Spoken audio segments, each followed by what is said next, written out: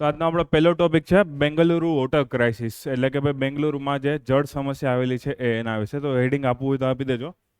બેંગ્લોરમાં જળ સંકટ અથવા તો વોટર ક્રાઇસિસ છે. તો આપણે લગભગ બધાએ જે છે આના વિશેની ઇન્ફોર્મેશન ક્યાંક ને ક્યાંક ન્યૂઝમાં વાંચેલી હશે, જોયેલી હશે કે ભાઈ બેંગ્લોરમાં પાણીનો ઘણો ખરો અભાવ થઈ ગયો હતો. માર્ચ એપ્રિલ મહિનાનો સમય હતો. લોકો બિચારા મોલમાં નાહવા ધોવા માટે જતા હતા એવી કન્ડિશન થઈ ગઈ હતી. ઓકે, અને એમાંય ઘણા એરિયા તો એવા હતા કે ભાઈ બે બે ત્રણ ત્રણ દિવસ સરકારમાં અથવા તો એની લોકલ ગવર્મેન્ટે ખુદ કીધું હતું કે ભાઈ પાણી એટલું જ મળશે, આમ આવી રીતે જ મળશે, એટલી મિનિટે જ મળશે. તો મતલબ કે પાણીની ખતરનાક અછત જે થઈ ગઈ હતી. અને બેંગ્લોર એટલે કેવું કે ઘણા લોકો અત્યારે દિલ્હી મુંબઈ કરતાં પણ બેંગ્લોરને હાઈફાઈ સિટી તરીકે ઓળખાવે છે. ઓકે, ભારતનું આઈટી સેક્ટરનું હબ થઈ ગયું છે બેંગ્લોર. અને એમાં જો આવી સમસ્યા થાય તો ગ્લોબલ ઇમેજ ભારતની ખરાબ થાય.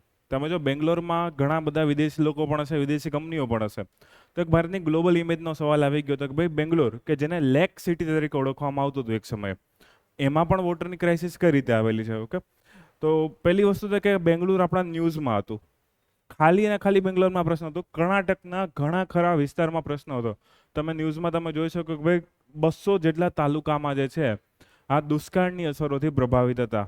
બેંગ્લોર આપણને દેખાણું હતું. તો તમને કર્ણાટકનું પૂછે કે બેંગ્લોરનું પૂછે, આપણો જવાબ તો જે છે મોટા ભાગે એમ જ થશે. ઓકે, એના પછી તમને મેઇન પ્રશ્ન એ જ પૂછશે કે ભાઈ આના માટેના કારણો ક્યાં ક્યાં છે, શા માટે બેંગ્લોરમાં વોટર ક્રાઇસિસ થયું છે, શા માટે એમાં જળ સંકટ આવેલું છે. તો એના મેઇન હેડિંગ આપણે સમજીએ તો પણ આપણને આઈડિયા આવી જાય. જેમ કે વરસાદ જે છે ઘટવા માંડ્યો છે.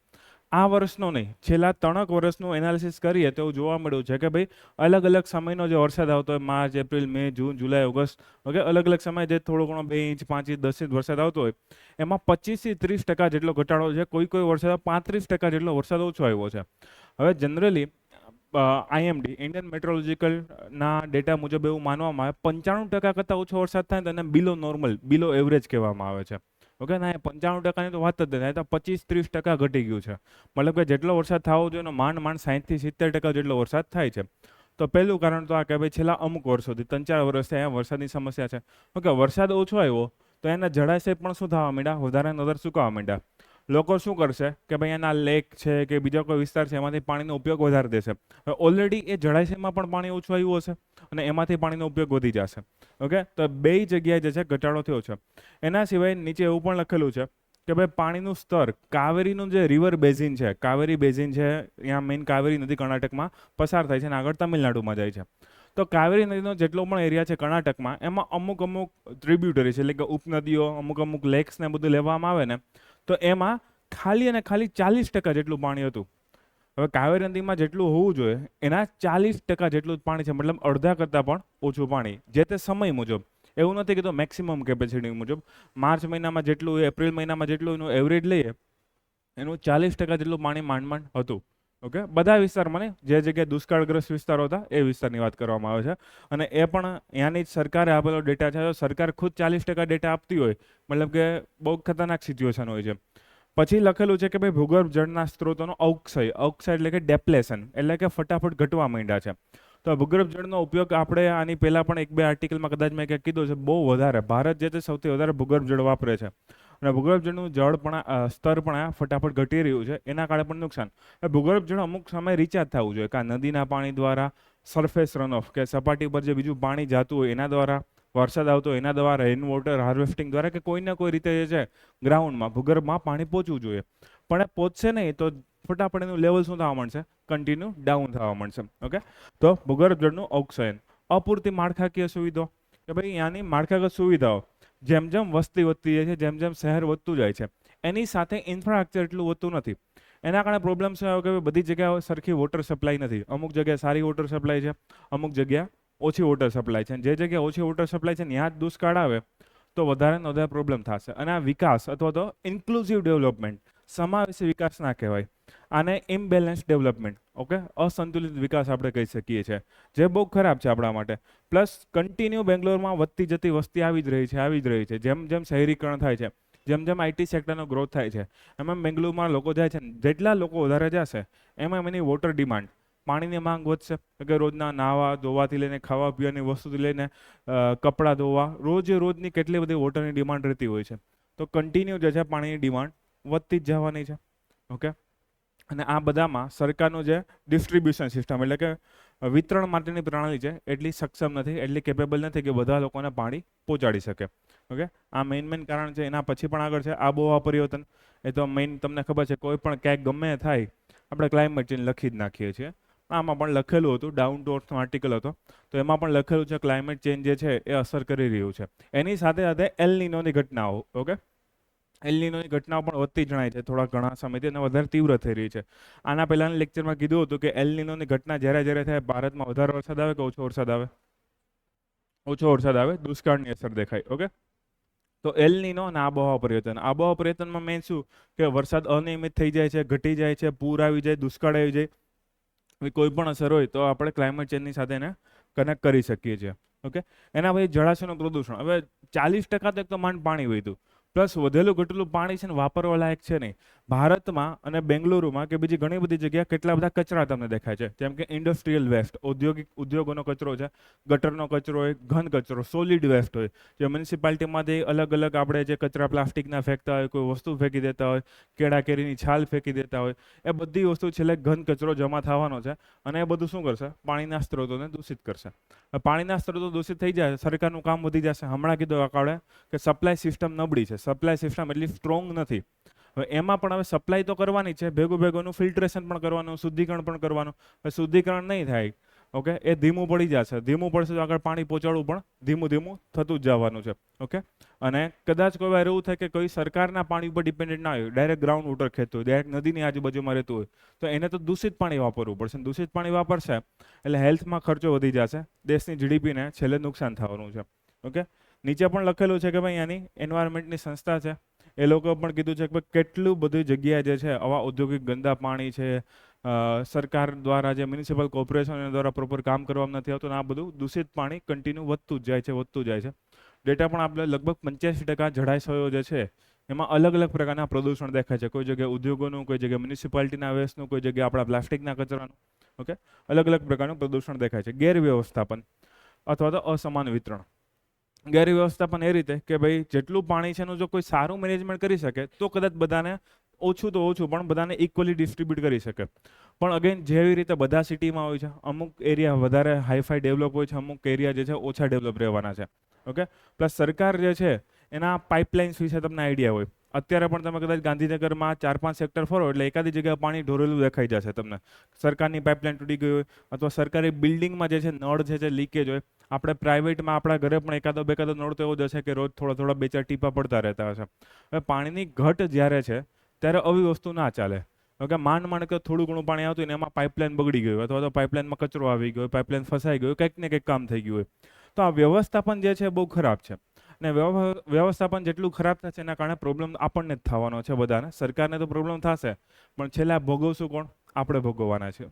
તો આ એક પ્રોબ્લેમ જે છે એ છે કે ભાઈ મિસમેનેજમેન્ટ, એ પાઇપલાઇનનું હોય, લીકેજનું હોય, મેન્ટેનન્સનું હોય. આપણને તમે જો ભારતમાં આવું બહુ બધી જગ્યાએ દેખાય. રસ્તો ખોદી લઈ, પાઇપલાઇન નાખે, ફરી પાછો રસ્તો બનાવે, પાછું ચોમાસું હોય પાછો રસ્તો ખોદે, કન્ટિન્યુ. ખબર ને આ પાઇપલાઇન કેદી પૂરી થશે? ઓકે, છેલ્લા 10 વર્ષથી હું તો અલગ અલગ શહેરમાં જોઉં છું, જ્યાં જ્યાં એકાદી બેકાદી પાઇપલાઇન તો નાખાતી. હું આટલી પાઇપલાઇન તો હશે છે નહીં, મને તો એમ થાય છે. ઓકે, હવે તો આટલી પાઇપલાઇન હોવી ના જોઈએ, કાંઈ વાંધો નહીં. ઓકે, કાનૂની અને રાજકીય પડકારો. એમાં મેઇન પોઈન્ટ એ છે કે ભાઈ કાવેરી નદીનું પાણી જે છે શેર કરવું પડે છે કોની સાથે? તમિલનાડુ સાથે. ઓકે, હવે એ શેર કરશું તો જે જગ્યા અછત છે અહીંયા કેમ પૂરું કરશું? તો એ કે કાનૂની અને રાજકીય પડકાર સામે આવતો રહે છે કે ભાઈ સરકારના અમુક નીતિ નિયમો છે ફોલો કરવા પડે છે. સુપ્રીમ કોર્ટે અમુક ડિસિઝન આપ્યા છે ફોલો કરવા પડે છે, ખાસ કરીને કાવેરી નદીના ડિસ્પ્યુટમાં. આમાં પડોશી રાજ્ય તમારે તમિલનાડુ યાદ રાખવાનું છે. કેરળમાં પણ 5-7% પાણી જાય છે, પણ વધારે પડતું ક્યાં જાય છે? તમિલનાડુમાં પાણી જાય છે. ઓકે, તો આ લોકોને ખુદમાં ઘરમાં ખાવા નથી પણ બાજુવાળાને પાણી આપવું પડશે, કેમ કે નીતિ નિયમો છે, સુપ્રીમ કોર્ટનો રૂલ છે, એ બંને વચ્ચે ડિસ્ટ્રીબ્યુશન કરેલું છે. તો જોજો લગભગ 7 થી 8 કારણ થઈ ગયા જે તમે લખી શકો કે ભાઈ શા માટે બેંગ્લોરમાં વોટર ક્રાઇસિસ છે અથવા તો શા માટે આખા કર્ણાટકમાં દુષ્કાળ જેવી પરિસ્થિતિ આવેલી છે. ઓકે, તો આ મેઇન રીઝન છે. એના પછી છે આખા ભારતની, પણ પહેલા આટલું વાંચી લો તમે, પછી આખા ભારતનું જોતા જાય. ઓકે, આ મેઇન ન્યૂઝ છે.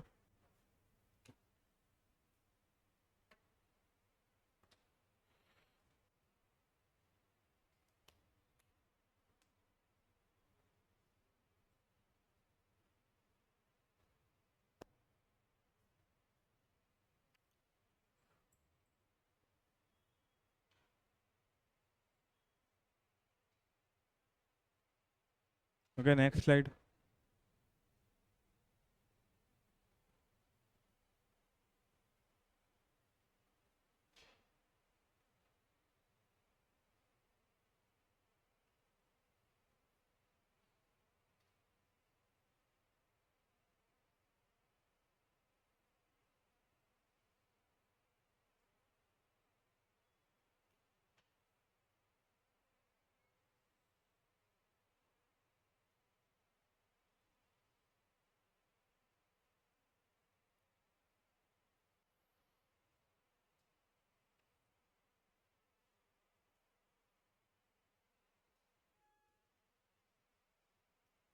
Okay, next.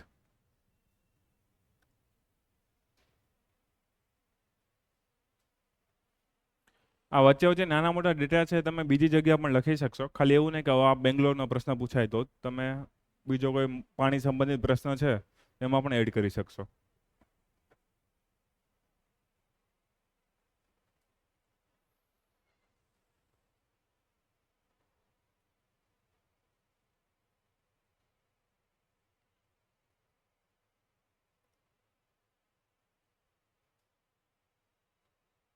રેડી?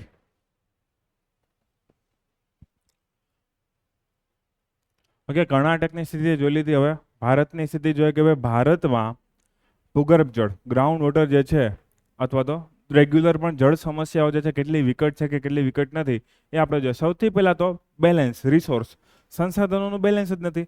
ભારત વિશ્વની 17% વસ્તી ધરાવે છે. ઓકે, આખા વિશ્વની 17% વસ્તી અને પાણીનો સ્ત્રોત આપણી પાસે કેટલો 4%. હવે આ આર્ટિકલ ડાઉન ટુ અર્થમાં 4% છે. અમુક અમુક જગ્યાએ તમને 2% જ લખેલું દેખાય છે. પણ તમે જો કે ભાઈ કેટલું ઇમ્બેલેન્સ છે. 17% લોકો અને પાણી કેટલું 2% કે 4%, તો ક્યાંથી પૂરું થવાનું છે? ઓકે, અમેરિકામાં કેનેડામાં વસ્તી ઓછી છે અને એ લોકો પાસે 20% જેટલું તાજું પાણી છે. એના જે 5 ગ્રેટ લેક રિજિયન છે એમાં તો બહુ સારું તાજું પાણી મળે, પણ એ બંનેના દેશની વસ્તી તો કેટલી ઓછી છે. એકની 12-15 કરોડ છે, આની 30 થી 35 કરોડની વચ્ચે છે અમેરિકાની. હવે એની કરતાં તો આપણે ઘણી બધી વસ્તી વધારે છે. તો એની સામે જે છે આપણે પાણીનો સ્ત્રોત બહુ જ ઓછો છે. તો પહેલી અછત તો અહીંથી જ થઈ ગઈ. હવે આટલી અછત હોય તો તમારું મેનેજમેન્ટ સારામાં સારું જોઈએ 4% પાણીને પહોંચાડવા માટે બધી જગ્યાએ. હવે મેનેજમેન્ટમાં પણ એવું છે, ભારત ડેવલપિંગ દેશ છે, કરપ્શનના ઇસ્યુ રહેવાના છે, ઇન્ફ્રાસ્ટ્રક્ચર એટલું સારું નથી હોવાનું, નદીમાં ક્લીનલીનેસ પ્રદૂષણની સમસ્યા રહેવાની. ચલો એ બધું તો ઠીક છે, આગળ જોયું જ છે. નીતિ આયોગે ખુદ જે છે composite water management index, okay, CWMI, એમાં કીધેલું છે કે ભાઈ ઘણા બધા એવા એરિયા છે કે જેમાં વોટર સ્ટ્રેસ, પાણીનો તણાવ જે છે કન્ટિન્યુ વધતો જાય છે. કેટલા લોકો? 600 મિલિયન એટલે કે 60 કરોડ લોકો. લગભગ 50% જેટલી વસ્તીમાં શું થવાનું છે? પાણીનો તળાવ સર્જાવાનો છે કે ભાઈ 2 દિવસ, 5 દિવસ, 10 દિવસ જે એરિયામાં રહેતા એ મુજબ કોઈક વાર તમને પાણી નહીં મળે.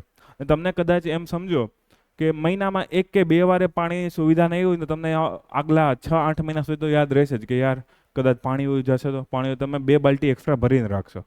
ઓકે, એકાદી વાર એવું થાય એટલે આપણને આઈડિયા. આપણે ચલો ગુજરાતમાં થોડુંક મેનેજમેન્ટ સારું છે, પણ છતાંય કોક વાર ક્યાંક થઈ જાય તો આપણને એવો આઈડિયા આવી જશે. બીજી વસ્તુ એ લખેલું છે, દર વર્ષે લગભગ 2 લાખ કરતાં પણ વધારે લોકો કાં તો ખરાબ પાણી અથવા તો પાણીની પહોંચ ન હોવાના કારણે મૃત્યુ પામે છે. ઓકે, સલામત પાણી એટલે કે સેફ ડ્રિંકિંગ વોટર ના હોય તો સારું પાણી ના હોય એના કારણે 2 લાખ કરતાં વધારે લોકો મૃત્યુ પામે છે. 2 લાખ ખાલી અને ખાલી એટલી માટે કે પાણી યોગ્ય રીતે પહોંચતું નથી. ઓકે, તો હવે ઇમેજિન કરો કે ભાઈ કેટલી ખરાબ સિચ્યુએશન છે. આટલા લોકો તો ઇવન એડ્સ કે બીજા કોઈ રોગથી પણ નથી મળતા. ઓકે, તો તમે જો રિસર્ચ કરવું હોય તો આપણે ઇવન પાઇપલાઇનમાં પણ રિસર્ચ કરી શકીએ કે ભાઈ પાઇપલાઇન કઈ રીતે બેટર બનાવી, પાઇપલાઇન જે છે કઈ રીતે ક્લાઇમેટ સામે ટકી શકે એવું ટ્રાય કરું, કઈ રીતે વોટર સપ્લાય જે છે વધારે મજબૂત બને. પણ કાંઈ વાંધો નહીં. ભારત જે છે આ ખાસ યાદ રાખજો, કોઈ પણ જગ્યાએ તમે લખી શકશો વિશ્વમાં સૌથી વધુ ભૂગર્ભ જળ વાપરતો દેશ હોય તો એ આપણે ભારત દેશ છે. ઓકે, સૌથી વધારે ગ્રાઉન્ડ વોટર જે છે એ આપણે વાપરીએ છીએ અને એમાં પણ આપણી ખેતી છે. 60% જેટલી ખેતી જે છે એ તમને ખબર છે ક્યાંક ને ક્યાંક બીજી જગ્યાએ આધાર રાખતી હોય, વરસાદ ઉપર આધાર નથી રાખતી, બીજી જગ્યાએ આધાર રાખે, સરકાર દ્વારા આપવામાં આવતી સિંચાઈ હોય કે બીજી કોઈ હોય. તો એ બધાની સિંચાઈ 60% જેટલી ખેતીની સિંચાઈ શેમાં થાય છે? ગ્રાઉન્ડ વોટરમાંથી થાય છે. ઓકે, બીજી કદાચ નહેરોમાંથી કે વરસાદમાંથી થતી હશે. એના સિવાય એવું પણ લખેલું છે કે જે આપણા ઘરે પીવાનું પાણી આવે છે, ઓકે, મતલબ કે તમારા બધાના મોસ્ટ ઓફના ઘરે કદાચ બોરવેલ, ટ્યુબવેલ જે પણ તમે ઘરે બોલતા હોય, તો 85% ભારતીય લોકોના જે વસવાટના ક્ષેત્રો છે એનું પાણી કઈ રીતે પૂરું થાય છે? ગ્રાઉન્ડ વોટર દ્વારા પૂરું થાય છે. ઓકે 85%, એમાં ગુજરાત પણ આવી ગયું, બધા લગભગ મોસ્ટ ઓફ એરિયા આવી ગયા છે, પહાડી વિસ્તાર પણ આમાં આવી જશે. તો જો 85% રેસિડેન્શિયલ એરિયાના લોકો ક્યાંથી પોતાનું પાણી પૂરું પડે છે? ગ્રાઉન્ડ વોટરમાંથી. સરકાર ઉપર કરતાં તો ગ્રાઉન્ડ વોટર ઉપર વધારે આધાર છે આપણો, કાંઈ વાંધો નહીં. ભૂગર્ભ જળનું દૂષણ તો આગળ પણ કર્ણાટકા માટે પ્રદૂષણ હતું, અહીંયા આપણા માટે પ્રદૂષણ છે, પણ અહીંયા તમે જો હવે આખા ભારતની વાત કરીએ તો પ્રદૂષણનું સ્તર બહુ વધતું જાય છે. અમુક જગ્યાએ બેક્ટેરિયા, ફોસ્ફેટ, ગટર, આર્સેનિકનું પ્રદૂષણ બહુ ખરાબ થતું જાય છે. વચ્ચે વચ્ચે તો એમસીક્યુમાં પણ આવતું હતું આર્સેનિક વિશેનું, ઓકે હમણાં નથી આવતું પણ કાંઈ વાંધો નહીં. બીજી હેવી મેટલ્સ હોય છે, નાઇટ્રેટ હોય છે, ફ્લોરાઇડ હોય છે, બધાનું પ્રમાણ વધવા માંડ્યું અને આ બધું આપણા શરીરમાં જશે. હવે આ બધા તત્વો જે છે ફિલ્ટર દ્વારા શુદ્ધ ના પણ થાય, ઓકે ફિલ્ટરવાળા ગમે એટલી ગેરંટી આપે, એમાં માલિની આવીને કહી જાય કેન્ટ આરો પ્યોર વોટર પીવો, પણ ઘણા માઇક્રો પોલ્યુટન્ટ્સ છે, ઓકે સૂક્ષ્મ પ્રકારના જે છે પ્રદૂષકો છે એ આજકાલના ઘણા બધા મોસ્ટ ઓફ ફિલ્ટરથી શુદ્ધ નથી થતા. ઓકે તો હવે એવું પાણી આપણે પીશું, હવે ના બધાના ઘરે ફિલ્ટર હોય એવું જરૂરી પણ નથી ને. ઓકે તો એ બધું પાણી જે છે પ્રદૂષિત રહેશે તો આપણને બધાને અલગ અલગ પેટની કે બીજી કોઈ બીમારી જે છે થવાની છે. નીતિ આયોગ ખુદ એમ કહે છે કેટલું ટકા પાણી પ્રદૂષિત છે? 70%. ઓકે નીતિ આયોગ ખુદ એવું કહે છે. તો ભારત સરકાર જો એવું એક્સેપ્ટ કરતી હોય તો ઇમેજિન કરો કે હકીકતમાં કદાચ થોડોક આંકડો વધારે પણ હોઈ શકે છે. તો 70% પાણી પ્રદૂષિત છે. ઓકે અને આ ડેટા તમે કોઈ પણ પાણીની જગ્યાએ તમે લખી શકશો, કેમ કે આ ઓલ ઓવર ઇન્ડિયા માટે જો અત્યારે આપણે જોઈએ છે. સુરક્ષિત પીવાના પાણીની પહોંચનો ભાવ આગળ પણ જોયું, અહીંયા પણ જે છે સેમ વસ્તુ છે. બીજી વસ્તુ કે પાણી સેનિટેશન માટે જરૂર છે, કોઈ જગ્યાએ સ્વચ્છતા રાખવી હોય, કચરો સાફ કરવો હોય, મળમૂત્ર સાફ કરવું હોય, એ બધા માટે. તો એના માટે પણ પાણી જરૂરી છે, પીવાના પાણી માટે પણ જરૂરી છે. ઓકે અને આ બધું નહીં હોય તો પાણીજન્ય રોગ એ વધતા જશે, મતલબ કે વોટરની સાથે પાણી સાથે સંકળાયેલા રોગ જેમ કે કોલેરા હોય, ઝાડા ઉલટી હોય કે એવા કોઈ રોગ જે છે કન્ટિન્યુ વધતા જાય છે. અને અહીંયા એક ડેટા આપેલો છે કે ભારતમાં રોજના કેટલા બાળકો મરે છે, તો કે ભાઈ 500 બાળકો મળે છે ઝાડાના કેસના કારણે. ઓકે અને એમાં મોટા ભાગે ખાવા પીવાની વસ્તુ સાથે સંકળાયેલું હોય છે, કે ખોરાક અને પાણી એ બે સાથે સંકળાયેલું હોય છે.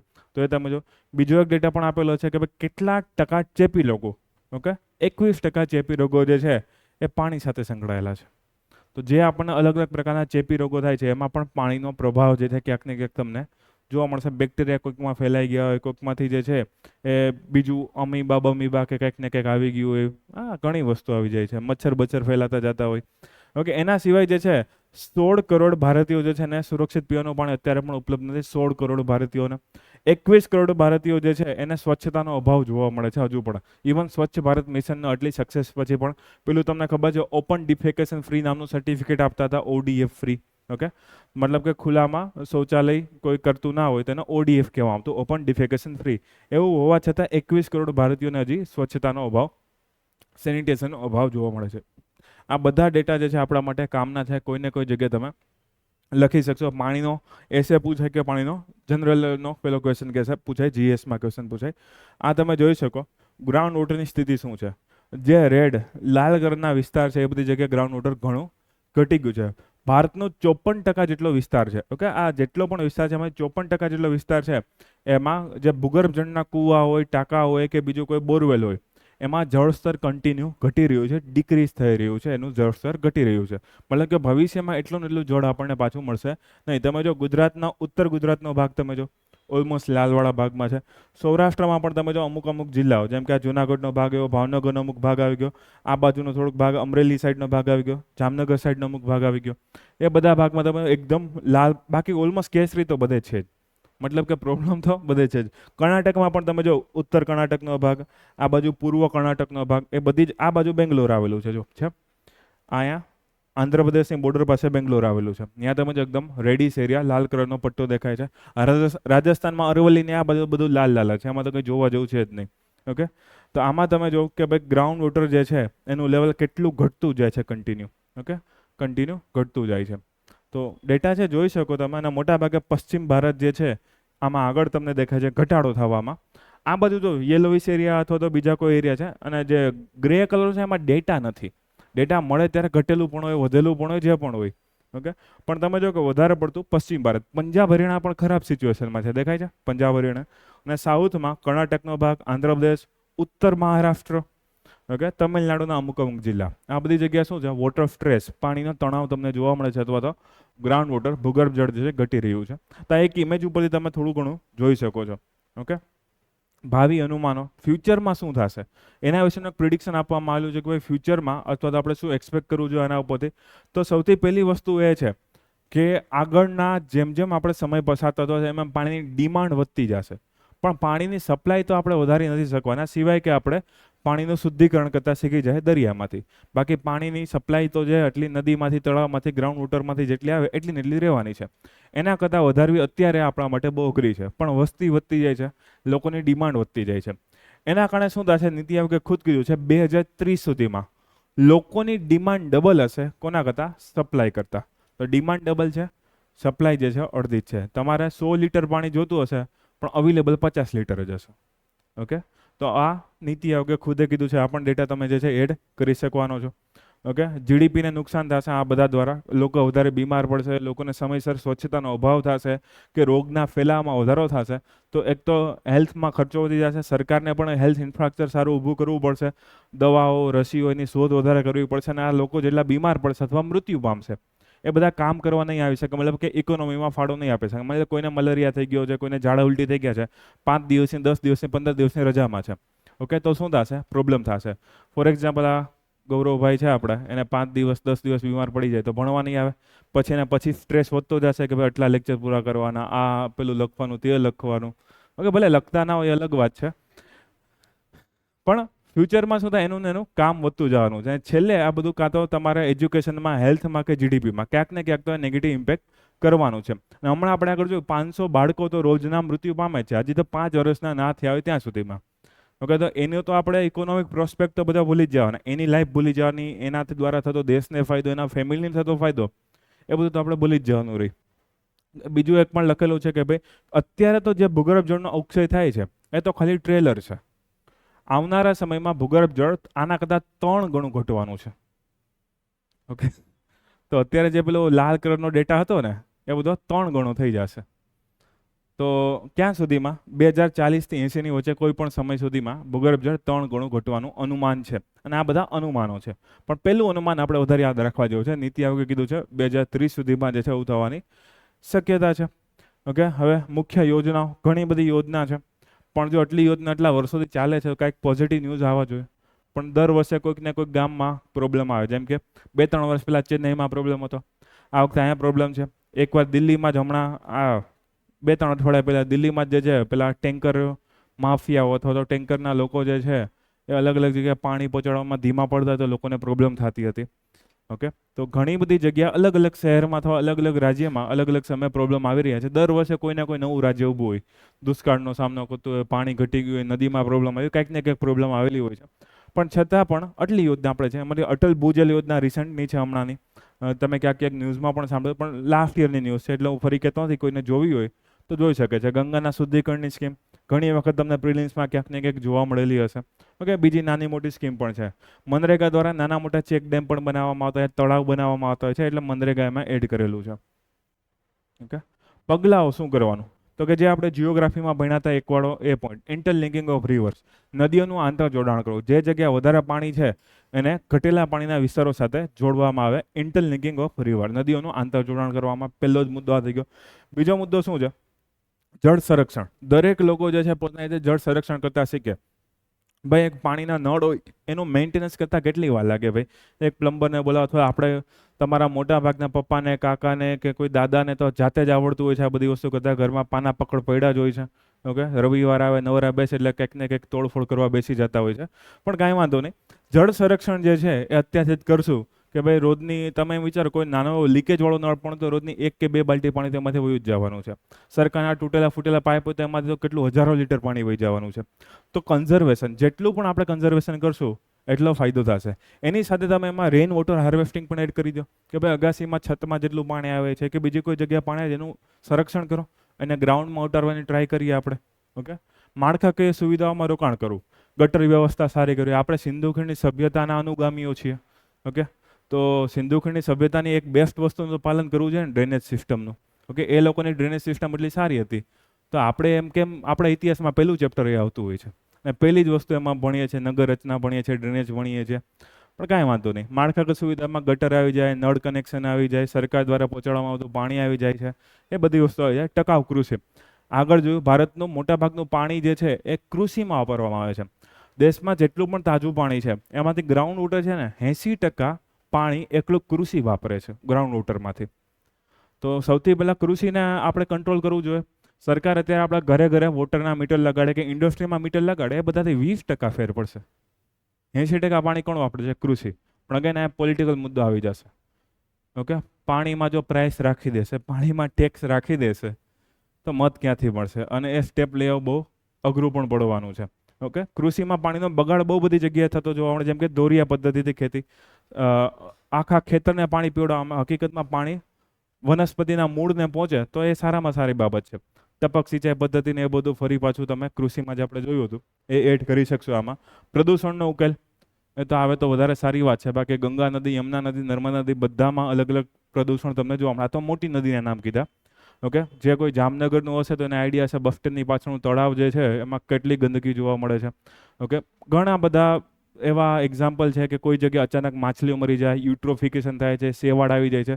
આપણે મચ્છુ નદી મોરબીમાં હમણાંની જે ઘટના હતી, પુલ તૂટી ગયો, લોકો બચી એટલા માટે ના શક્યા કેમ કે અહીંયા પેલી સેવાળ ને પેલી વેલા ને એ બધું વધારે ઉગી નીકળ્યું હતું. હવે નદી સ્વચ્છ હોત તો કદાચ 2-4 લોકો, 5 લોકો વધારે જલ્દી બચી પણ શક્યા હોત, પણ લોકોના પગ વેલમાં ને સેવાળમાં ને એ બધામાં ફસાઈ જતા હતા. મતલબ કે નદીનું પાણી શુદ્ધ નહોતું. ઓકે, તો એવું જરૂરી ના હોય કે પ્લાસ્ટિક નાખે તો અશુદ્ધ થાય. કુદરતી રીતે પણ એ નાનો મોટો સેવાળ ને એ બધી વસ્તુ પ્રોબ્લેમ ક્રિએટ થઈ શકે છે. કાયદો અને શાસન, જે પણ લોકો પાણીનો બગાડ કરે અથવા તો પાણીનો એક લિમિટ કરતાં વધારે ઉપયોગ કરે, અલગ અલગ નદીઓ વચ્ચેનું જોડાણ, ડેમનો ઉપયોગ, એ બધામાં જે છે કાયદો અને શાસન જેટલું સારું થાય. શાસનમાં એવું આવી જશે લોઅર લેવલ એડમિનિસ્ટ્રેટિવ વર્ક, જે શહેરોના અથવા તો ગામડાના હાથમાં છે. કાયદો કોના હાથમાં આવશે? રાજ્ય સરકાર, કેન્દ્ર સરકારના હાથમાં. શાસન કોના હાથમાં આવશે? મ્યુનિસિપાલિટી અને પંચાયતના હાથમાં આવશે. તો એ લોકો જેટલું સારું શાસન કરશે, જેટલું સાયદા પાણી પહોંચાડશે, એટલો ફાયદો થવાનો છે. સમુદાયોની સહભાગિતા, પાણી આપણે બધાએ વાપરવાનું છે. તો જેટલી પણ કોમ્યુનિટીઝ જે જગ્યાએ રહેતી હોય એ લોકો પોતાનું પાણી કન્ઝર્વ કરતા, પાણી બચાવતા શીખવું જોશે. સરકાર એકલું કેટલું કામ કરશે? ઓકે, તો આપણે પણ શીખવું પડશે. વન વોટર અપ્રોચ, હવે વન વોટર અપ્રોચ જે છે એ ધીમે ધીમે ફેમસ થઈ રહ્યો છે. જે રીતે વન હેલ્થ અપ્રોચ એક છે. ઓકે, આજથી થોડાક 8-10 મહિના પહેલાં જ મેં જ એકાદા કરંટના લેક્ચરમાં કીધું હતું વન હેલ્થ અપ્રોચ, કે ભાઈ વિશ્વમાં વન હેલ્થ અપ્રોચ ધીમે ધીમે આવી રહ્યો છે. કે મનુષ્યની હેલ્થ, પ્રાણીની હેલ્થ અને પર્યાવરણની હેલ્થ, ત્રણેય હેલ્થ કનેક્ટેડ હોય છે. તો એને લાગતો ઓળખતો એક આવેલો છે one water approach. One water અપ્રોચમાં તમે જો આવા 6 મુદ્દા કહેવામાં આવ્યા છે. એમાંથી પહેલો મુદ્દો વાંચો તો શું લખ્યું છે? Reliable and resilient water utilities. કે ભાઈ પાણીનો જ્યાં જ્યાં ઉપયોગ થતો હોય, ઓકે, આ જ્યાં પાણીનું તમને સ્ત્રોત મળે છે, રિલાયબલ એટલે કે વિશ્વસનીય હોવો જોઈએ. ઓકે, અને રેઝિલિયન્ટ હોવું જોઈએ. રેઝિલિયન્ટનો મતલબ એવો થાય, કોઈ વાર પૂર આવે, દુષ્કાળ આવે કે કોઈ આફત આવે છતાં પણ પાણીની સુવિધા તમને કાયમી મળતી રહેવી જોઈએ. ઓકે, થ્રાઇવિંગ સિટીઝ, સિટીઝ જે છે એ આપણે જો ગ્રોથના એન્જિન છે. હવે આ જ સિટીઝમાં તમને પાણી નહીં મળે તો એ થ્રાઇવ એટલે કે લાંબો સમય ક્યાંથી ટકી શકશે? એ પોતાનો ઇકોનોમિક પ્રોગ્રેસ ક્યારે રાખી શકશે? આ વર્ષે જ એવું થયું, બેંગ્લોરમાં અલગ અલગ કંપનીઓએ એવું કહેવું પડ્યું તમે વર્ક ફ્રોમ હોમ કરો, તમારે ઓફિસે આવવાની જરૂર નથી, કેમ કે ઓફિસમાં પાણી નથી. ઓકે, ઇમેજિન કરો કે એ લોકોને એમ કીધું તમે ભાઈ ગુજરાતના તો ગુજરાત વહી જાઓ, તમે તમિલનાડુ વહી જાઓ, મહારાષ્ટ્રમાં વહી જાઓ, ઘરે બેસીને કામ કરો, કેમ કે અમારી પાસે પાણી નથી. હવે આવું કેવું પડે તો ક્યાંક ને ક્યાંક તો પ્રોબ્લેમ હશે ને. હવે મલ્ટીનેશનલ કંપની આવું કહેતી હોય તો પાણીની તો ખતરનાક અછત છે. તો એના દ્વારા સિટીનો ગ્રોથ કઈ રીતે થશે? એ અટકી પડશે.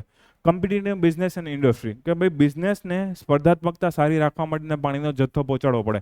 ઇન્ડસ્ટ્રીમાં ક્લીનલીનેસના વર્ક માટે, ફિલ્ટરિંગના વર્ક માટે કે બોઇલરમાં અલગ અલગ જગ્યાએ પાણીનો જથ્થો જરૂરી છે. ઇન્ડસ્ટ્રીઝ પણ સારી રીતે ટકી શકે એના માટે એને પણ પાણીની સપ્લાય જે છે સારા પ્રમાણમાં મળવી જરૂરી છે. સસ્ટેનેબલ એગ્રીકલ્ચર, હમણાં જ વાત કરેલી છે આપણે ટકાઉ કૃષિની. સોશિયલ ઇકોનોમિક ઇન્ક્લુઝન, સમુદાયોની ભાગીદારીતા છે, સમાવેશિતા છે. ઓકે, સામાજિક અને આર્થિક.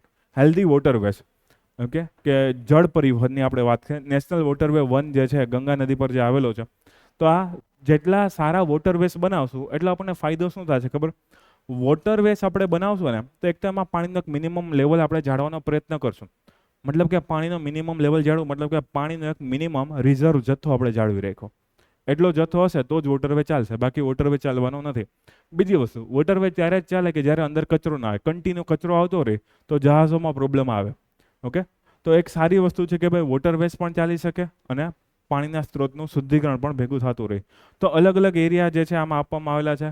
આપણા ઘરે આવતું હોય પાણી એની વાત કરી, સિટીમાં આવતું પાણી, ઇન્ડસ્ટ્રીમાં આવતું પાણી, એગ્રીકલ્ચરનું પાણી, સમુદાયો માટે અને વોટરવેઝ માટે, પરિવહન માટે. તો આ થઈ ગયો વન વોટર અપ્રોચ. પણ 10 માર્કમાં પૂછવો અઘરો છે, પણ આ 6 મુદ્દા તમે યાદ રાખવાનો ટ્રાય કરજો. અથવા છેલ્લે ક્યાંક ગમે એ જગ્યા આંતરરાષ્ટ્રીય સ્તરે વન વોટર અપ્રોચ અપનાવો. ઓકે, એવો એકાદનો મુદ્દો બનાવી શકો તો પણ સારું રહે. ઓકે, આ થઈ ગયું આપણું ભારત માટેનું જળ સંકટ. ઓકે, ફટાફટ જોતા જાઓ.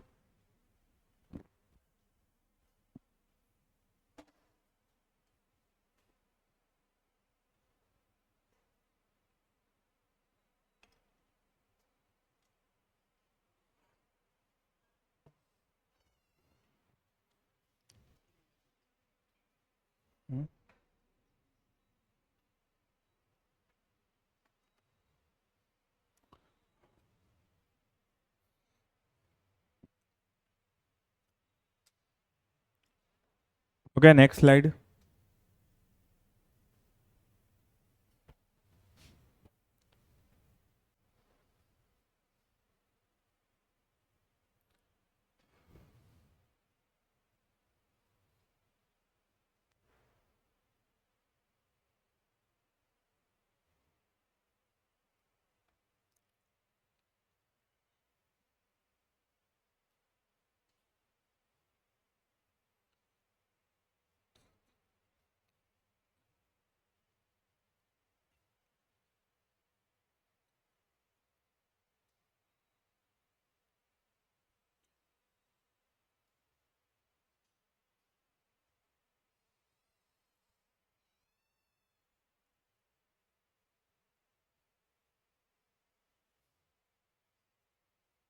નેક્સ્ટ.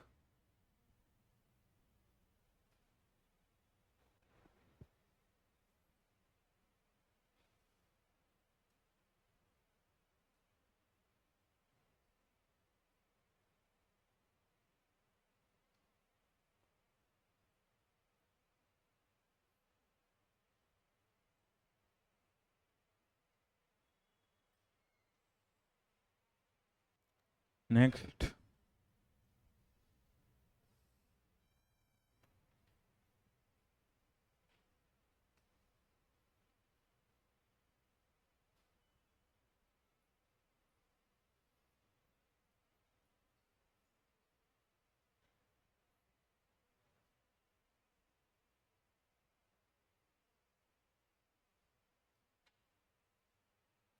રેડી? તો આ વોટર ક્રાઇસિસ માટેનું પેલું થઈ ગયું.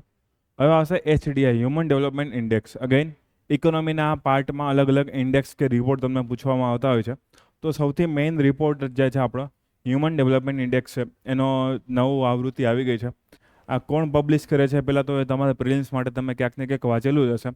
ઓકે, તો UNDP નામની સંસ્થા છે, તમને આઈડિયા હશે કે પબ્લિશ કરે છે. બીજું, આ વખતે આનો એક બહુ લાંબુ એવું નામ આપવામાં આવેલું છે, બ્રેકિંગ ધ ગ્રીડલોક, પોલરાઇઝ વર્લ્ડમાં સહકારની પુનઃકલ્પના. એવું બહુ લાંબુ નામ છે.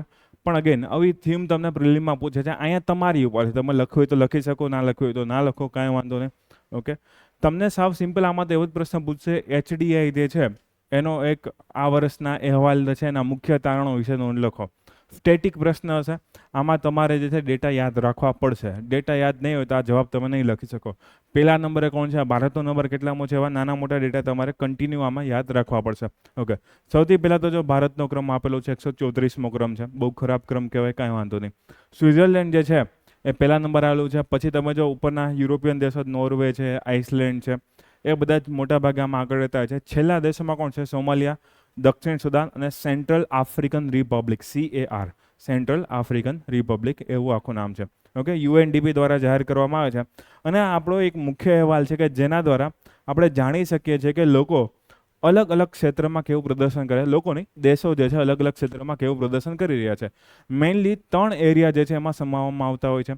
ઓકે, એક તો હેલ્થ હોય, એજ્યુકેશન હોય ને ઇકોનોમી હોય. ઓકે, હેલ્થમાં એ લોકો શું કરે છે તો કે ભાઈ લોંગ એન્ડ હેલ્ધી લાઈફ, અથવા તો એમ કહી શકે ભાઈ અપેક્ષિત આયુષ્ય, લાઈફ એક્સપેક્ટન્સી. ઓકે, અપેક્ષિત આયુષ્ય કેટલું રહે છે. ભારતમાં લોકો જ્યારે કોઈ પણ બાળક પેદા થાય ત્યારે કહેવામાં કે ભાઈ આનું અપેક્ષિત આયુષ્ય 68 વર્ષ હશે, 70 વર્ષ હશે, 60 વર્ષ હશે. એવું જરૂરી નહીં કેટલા જ વર્ષ જીવે, પણ અપેક્ષિત ઓન એન એવરેજ આખા દેશનું ગણે તો એવું જોવામાં કે ભાઈ આખું ભારત 67 વર્ષ જીવે છે. આખું ભારતમાં 60 વર્ષની એવરેજ છે કે 80 વર્ષની એવરેજ છે, જેટલી પણ હોય. તો અપેક્ષિત આયુષ્ય જે છે એમાં કહેવામાં આવેલો છે. નોલેજ એટલે કે ભાઈ એજ્યુકેશનની વાત કરીએ એમાં જે છે મેઇનલી બે એવું આવે કે જ્યારે એ બાળક શાળામાં જાય છે ત્યારે આશા કેટલી છે કે કેટલા વર્ષ ભણશે. કે પહેલી વસ્તુ કે ભાઈ અપેક્ષિત શાળાના વર્ષો.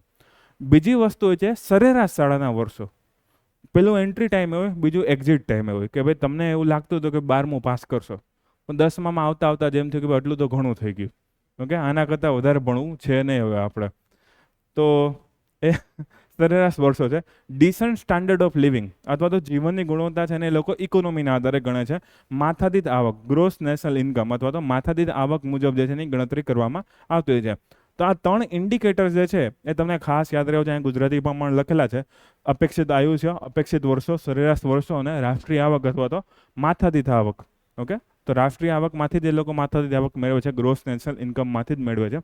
કાઉન્સમાં એના બધા અલગ અલગ સસ્ટેનેબલ ડેવલપમેન્ટ ગોલ્સ પણ લખેલા છે. કોનો ગોલ કેટલામાં, ત્રીજો, ચોથો, 8મો. ઓકે, એ અગેન લાસ્ટ લેક્ચરમાં આપણે એફડીજી રિપોર્ટ કીધો હતો તો એમાં કમ્પેર કરી લેવા કયું એફડીજી ક્યાં છે, કેટલામાં નંબરે છે. તો આ 3 સૂચકાંક અથવા સોરી આ 3 પેટા સૂચકાંક જે છે તમને ખાસ યાદ રહેવા જોઈએ. તો એક પૂછી લેશે સાવ બેઝિક પ્રશ્નમાં જેવું લખેલું છે કે ભાઈ એના અલગ અલગ માપદંડો જણાવો. અગેન ટોચના દેશો ને એ બધું આગળ કરેલું હતું, એ પાછું અહીંયા આપેલું છે. સ્વિટ્ઝરલેન્ડ પહેલા નંબરે છે, સાવ સિમ્પલ છે, યાદ રાખજો. નિમ્ન 3 દેશો તો કદાચ યાદ ના રાખો ચાલે, કેમ કે એના વિશે આપણે લખવાનું ઓછું હોય, પણ મોટાભાગે એક વસ્તુ જો, સોમાલિયા, સુદાન અને આફ્રિકન રિપબ્લિક બધા ક્યાં છે? આફ્રિકામાં છે. આ બધા ક્યાં છે? યુરોપમાં છે. ઓકે, એના સિવાય મોટી અર્થવ્યવસ્થાનો ક્રમ કેટલામાં રહ્યો છે, જે મેઇન ન્યૂઝમાં રહેતા દેશો? યુએસએ છે, યુકે છે, જપાન છે, રશિયા છે. તો જો 0.9, 0.8, 0.8, 0.8 અલગ અલગ ટૂંકમાં મોટી અર્થવ્યવસ્થા પણ સારું પરફોર્મ કરી રહી છે. તો એક સારી બાબત છે. પણ હવે આપણે જોઈએ ભારત માટે પણ જોઈએ. ક્યાં આપેલું છે ભારતનું? ઓકે, ભારતની ઝાંખી જોઈએ તો ભારતના અલગ અલગ ડેટા તમારે યાદ રાખવા જોઈએ. અપેક્ષિત આયુષ્ય જે છે 62 ની બદલે 67 થઈ ગયું. સારી વાત છે. હવે તમારે 67 વર્ષ સુધી જિંદગી જીવવાની છે. એ એક યાદ રાખશું આપણે. 62માંથી 67 વર્ષ એવરેજ આયુષ્ય જે છે આપણું થઈ ગયું છે. માથાદીઠ આવક સારી થઈ ગઈ છે, $6,900 જેટલી થઈ ગઈ છે. હવે એને તમારે કન્વર્ટ કરી લેવાનું, જેટલા ડોલર્સનો રેટ ચાલતો હોય 12 મહિના કરી લેવાના, પછી ભાગ્યા 12 કરી લેવાના, જે પણ ચાલતું હોય એ તમારે જોઈ લેવાનું. પણ આ ભારતની સરેરાશ છે. ગુજરાતની અલગ હશે, બિહારની અલગ હશે, ઝારખંડની અલગ હશે, કર્ણાટકની અલગ હશે, સિક્કિમ, ગોવાની અલગ હોવાની છે. તો આખા ભારતની એવરેજ કે લગભગ $7,000 તમે યાદ રાખી શકો છો, અથવા તો $6,900. તમારે જે યાદ રાખવું હોય એ તમે યાદ રાખી શકો છો. અપેક્ષિત શાળાના વર્ષો કેટલા છે? 12 વર્ષ. એવરેજ છોકરાઓ કેટલું ભણે છે? 12, મતલબ સારું ભણે છે, 12મું પાસ કરે છે. ઓકે, એવરેજની વાત કરીએ છીએ. ભાઈ તમે 8મું કર્યું હોય કે 10મું કર્યું હોય એનાથી મને મતલબ નથી. આ અપેક્ષિત વર્ષો છે એટલો છે. HDI નો સ્કોર ખાસ યાદ રાખવો પડશે. નંબર તો 134માં તમે યાદ રાખશો, પણ ભારતનો જે સ્કોર છે 0.644 છે. ઓકે, 0.64 મતલબ કે 50% કરતાં તો થોડુંક સારું છે, 60% કરતાં પણ ઉપર છે. પણ જે આગળ 0.9 તમે વાંચ્યું, 0.8 વાંચ્યું, ત્યાં સુધી હજી આપણે પહોંચવામાં ઘણો ટાઈમ લાગશે, કેમ કે હજુ આપણે 0.6ની નજીક છે અને આપણને મધ્યમ માનવ વિકાસ હેઠળ જે છે મૂકે છે. આપણે હાઈમાં હજી નથી, આપણે મિડલ ગ્રોથમાં જ છીએ, મિડલ હ્યુમન ડેવલપમેન્ટ ઇન્ડેક્સમાં જ છીએ. હજુ આપણે ઉપર જવામાં થોડોક ટાઈમ લાગશે. તો 0.644 કઈ ગયું? આર્યું, હા 0.644 છે, યાદ રાખવાનું છે. તો વર્લ્ડનું લખો એની નીચે ભારતનું લખી નાખજો. બીજું, આ રિપોર્ટમાં અમુક વિશિષ્ટ અહેવાલો આપવામાં આવ્યા છે. એ અહેવાલો અથવા તો તારણો જે છે કયા કયા છે? એમાં ખાસ એવી વસ્તુ કહી છે કે ભાઈ અસમાનતા આખા વિશ્વમાં વધી રહી છે. કઈ રીતે?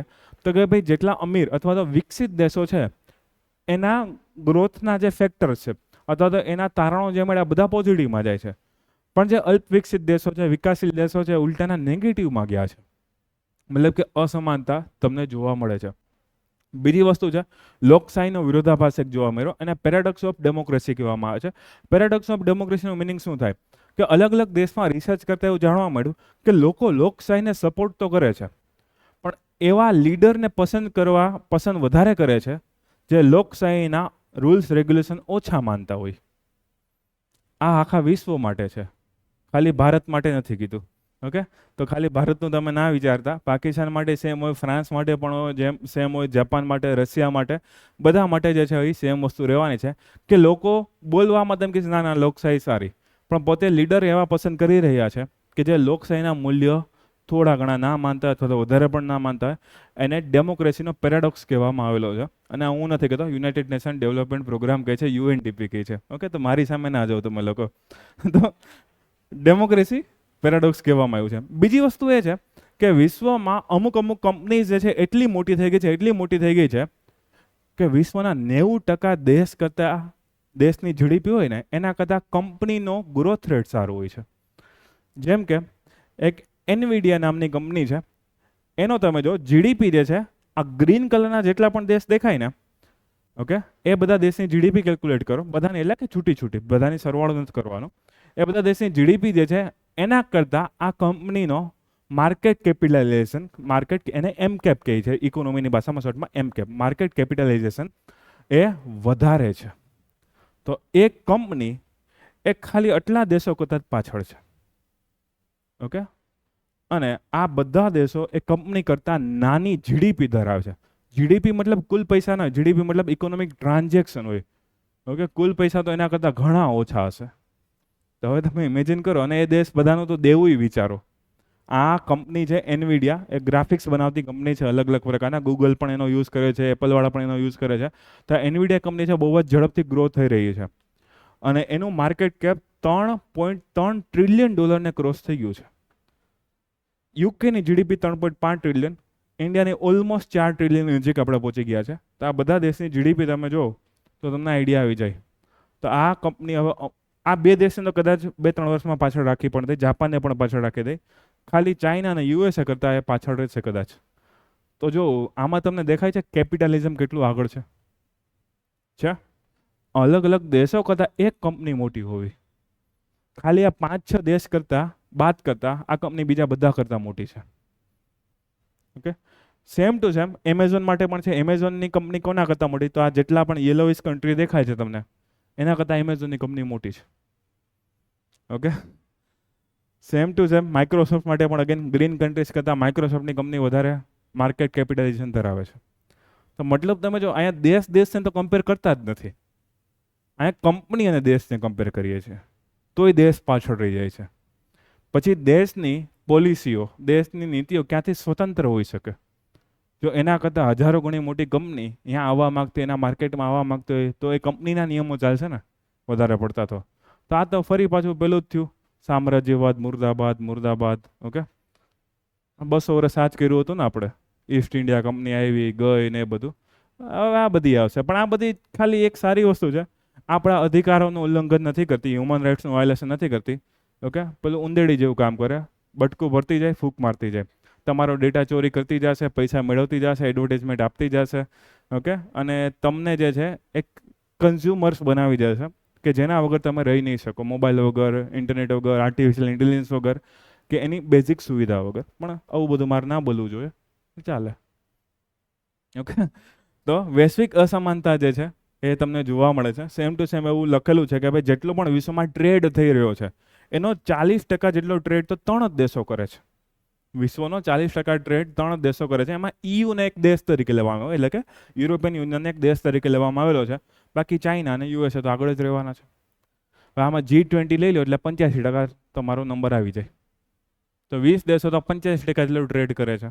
કાંઈ વાંધો નહીં, આ તમને વિશ્વની ખતરનાક અસમાનતાઓનું દર્શન કરાવે છે. ભારતની ઝાંખી પણ આપણે જોઈ લીધી છે. ઓકે, બીજી વસ્તુ અમુક આમાં આપેલી છે કે ભાઈ ભૂતકાળમાં ભારતમાં ક્યાંથી ક્યાં પ્રોગ્રેસ થયું, પણ એક આવે gender index, gender inequality index, ભાઈ જાતીય અસમાનતાનો ઇન્ડેક્સ છે. એમાં ભારત તમે જો કે ભાઈ 108માં નંબરે છે, મતલબ બહુ એટલો સારો નંબર ના કહેવાય. 100ની આજુબાજુ નંબર ભલે 80-90 હોય કે 100, 110, 120 હોય, એ મોટાભાગે ખરાબ જ નંબર ભારત માટે માનવામાં આવશે. કેમ કે $4 ટ્રિલિયન તો આપણી ઇકોનોમી છે. પણ આવા બધા ઇન્ડેક્સમાં પાછળ એમ થોડું ચાલવાનું છે, ઇકોનોમી થોડી આગળ વધારે, સોશિયલ ફેક્ટર પણ સારા કરવા પડશે, એજ્યુકેશન, હેલ્થ બધું સારું કરવું પડશે. ઓકે, તો એમાં પણ ભારતનો ક્રમ જે છે પાછળ છે. ભારતના આડોશી પડોશી જોઈ લે, કેમ કે આપણને થોડોક આનંદ આવે કોઈક આપણા કરતાં પાછળ હોય તો. ઓકે, અને હા, એ આનંદ તમે અહીંયા મેળવી લો. પાકિસ્તાન અને નેપાળ પાછળ છે, પણ ભાઈ શ્રીલંકા 78મા નંબરે છે આપણા કરતાં. આપણે 134માં છીએ. શ્રીલંકા લગભગ 50 જેટલા નંબર આપણા કરતાં આગળ છે. કેમ કે અવળુકડું દેશ છે, હમણાં ઇકોનોમિક ક્રાઇસિસ એમાં આવેલા હતા, છતાં પણ આપણા કરતાં આગળ છે. ચીન તો આગળ રહેવાનું છે, કાંઈ વાંધો નહીં, એ તો ઘણા સમયથી જે વિકાસ સારો કર્યો છે. ભૂતાન જે છે એ પણ આપણા, ભૂતાન બાંગ્લાદેશ, એવું બાંગ્લાદેશ આપણા પછી આઝાદ થયું, આપણે આઝાદ કરવામાં એટલો ફાળો આપ્યો, એ 129માં નંબરે છે. ભલે 5-6 નંબર તો 5-6 નંબર આગળ તો છે. ઓકે, ભૂતાન અવળુકડું, જ્યાં કરન્સી આપણી આડે છે, એના ઓફિસરની ટ્રેનિંગ ઇન્ડિયામાં થાય છે. ઓકે, એની સિક્યુરિટી માટે આપણે પાર્ટનરશિપ કરેલી છે, છતાં પણ એ તમે જો 125માં નંબરે છે. તો પાડોશી દેશોને તમારે યાદ રાખવાના, મતલબ કે ભારતનો ક્રમ આફ્રિકા અને સાઉથ એશિયાના અમુક દેશો કરતાં જ આગળ છે. બાકી બીજા બધા દેશોની સાપેક્ષે આપણો ક્રમ બહુ પાછળ કહેવાય. શરમજનક વાત છે આ, પણ કાંઈ વાંધો નહીં, આપણે જે છે યાદ રાખીશું આ બધી વસ્તુ. કોવિડનો એક રિપોર્ટ આમાં આપેલો છે કે કોવિડ આવ્યું અને વિશ્વનો ગ્રોથ ઘટી ગયો બધી જગ્યાએ. જેમ કે આ બ્લુ લાઈન જાય છે ને, અચાનક એ નીચે પડી ગઈ, દેખાય છે? જો એ બ્લુ લાઈન નીચે ના પડી હોત તો આ રેડ લાઈનની જેમ સીધી જાતી જાત. તો વિશ્વની સરેરાશ એચડીઆઈ, વિશ્વની સરેરાશ હ્યુમન ડેવલપમેન્ટ ઇન્ડેક્સ જે છે એ 0.75 ક્રોસ કરી ગયો આખા વિશ્વની સરેરાશ. પણ કોવિડ આવ્યું ને તો બધી જગ્યાએ ઇકોનોમીમાં, હેલ્થમાં, એજ્યુકેશનમાં બધે જે છે આપણને પ્રોબ્લેમ આવેલી છે. તો આ તમે જો કોવિડના વર્ષો 2019 પછી શું થયું, એક બહુ મોટો ગેપ આવી ગયો. આ 2 વર્ષ સુધી આ ગેપ કન્ટિન્યુ રહ્યો હતો, પછી ધીમે ધીમે આપણે ઉપર આવવાનું સ્ટાર્ટ કર્યો. મતલબ કે કોવિડની અસર લગભગ વિશ્વના બધા દેશોમાં સરેરાશ રીતે તમને જોવા મળેલી છે. હજુ એક લગભગ ઇમેજ છે, આમાં અલગ અલગ ડેટા આપેલા છે કે ભાઈ મેલ ફિમેલના એ બધા ડેટા આપેલા છે. તમારે વાંચવા હોય તો વાંચી શકો, કેમ કે આગળના ડેટા પહેલાં માંડ યાદ રહેશે આપણને. ઓકે, તો હવે આખો રિપોર્ટ વાંચી લ્યો. ડેટા જ છે નકરા આમાં, તો એ તમારે યાદ રાખવા પડશે. તમને એટલું જ પૂછશે એચડીઆઈ રિપોર્ટનો વિશે બેઝિક સમજાવી, એના મુખ્ય તારણો જણાવો, આ વર્ષના રિપોર્ટ વિશે નોંધ લખો. તો આ વર્ષના રિપોર્ટમાં તમારે આ વર્ષનો ડેટા તો લખવો પડશે.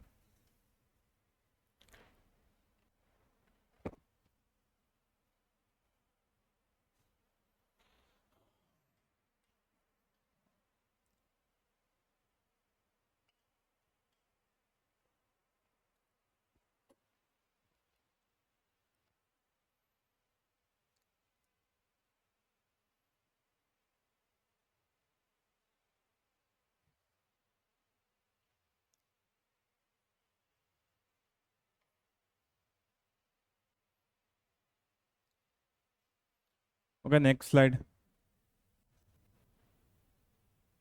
3 એના મેઇન પેરામીટર્સ અથવા તો પેટા ઇન્ડેક્સ પણ તમે કહી શકો.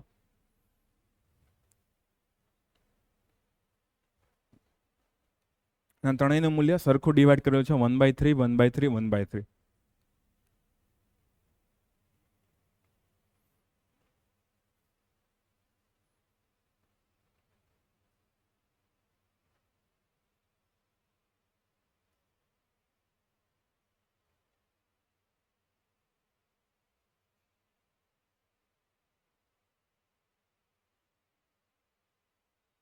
ઓકે, સેમ ઇંગ્લિશમાં જ છે અહીંયા. અલગ અલગ દેશો, પહેલા 3 યાદ રાખવાની ટ્રાય કરજો, પછીના તો અથવા તો યુએસ, રશિયાના યાદ રાખી શકો.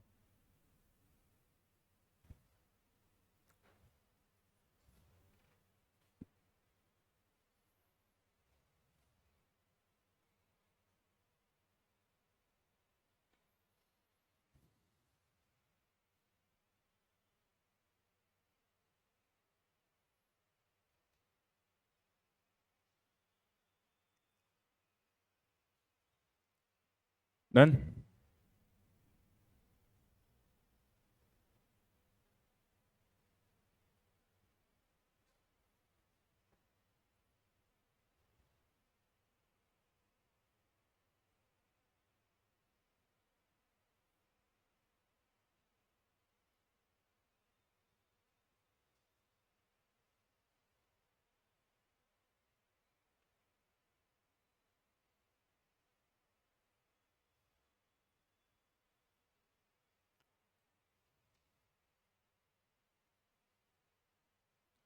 Okay, next slide. આ તો અલગ અલગ કંપનીનો પેલો કમ્પેરિઝન છે. કોઈ પણ એક એક્ઝામ્પલ તમે યાદ રાખો એટલે ચાલશે, કાંઈ વાંધો નહીં. ભારત માટેના ડેટા ખાસ મોસ્ટ એમપી.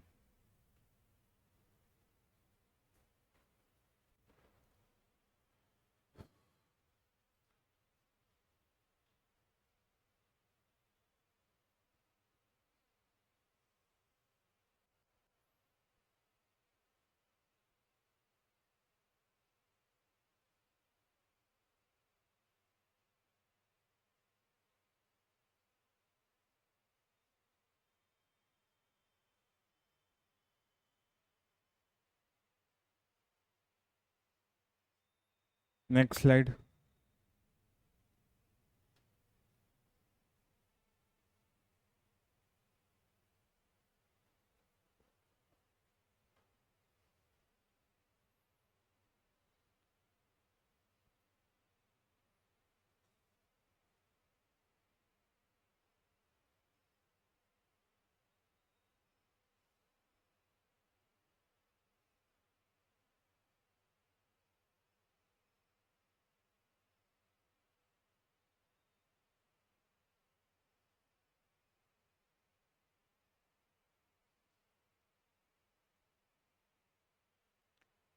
ઓકે,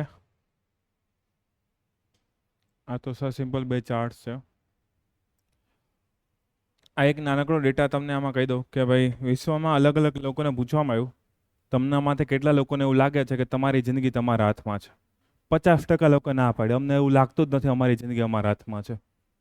ઓકે, આવો ખતરનાક ડેટા જે છે આપવામાં આવ્યો છે. બીજું, લગભગ 68% લોકો અથવા તો 10માંથી 7 લોકો એવું માને છે કે સરકાર ઉપર અમારો કોઈ કંટ્રોલ જ નથી. અમારા કહેવાથી કે અમારા કરવાથી સરકારમાં કોઈ પોલિસીમાં ફેરફાર પડતો હોય, સરકાર અમારી વાત સાંભળતી. તો ખાલી ભારતની વાત નહીં, વિશ્વના 70% લોકોનું માનવું એવું છે કે સરકારમાં અમારો અવાજ સંભળાતો નથી. ઓકે, તો કાંઈ વાંધો નહીં. બ્રિક્સ સમિટ આપણે કાલે જોઈ લીધી હતી. હા, મત્સ્ય કિસાન યોજના છે. એક પેટા યોજના જે છે એક પ્રકારની આ છે.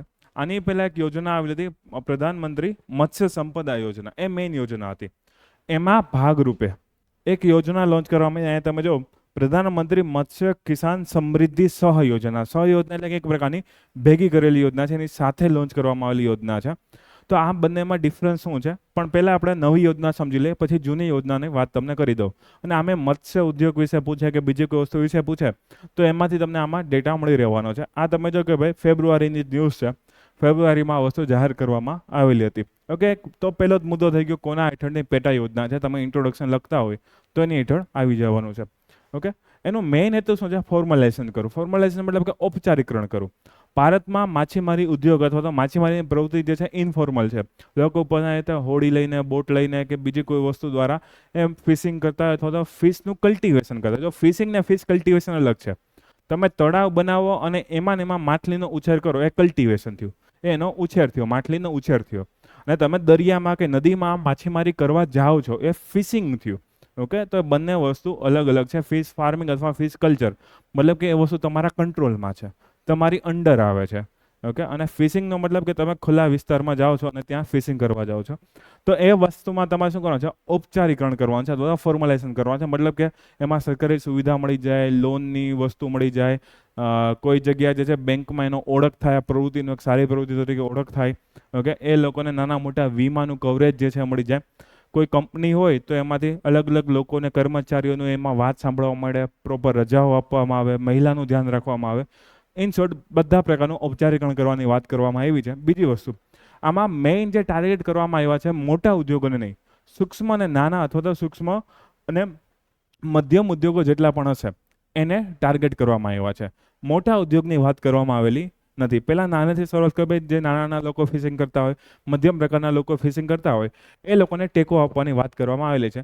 6,000 કરોડથી વધારે રોકાણ થવાની આમાં અપેક્ષા છે. જો રોકાણ કીધું છે, સરકારે પોતે પૈસા નથી આપ્યા.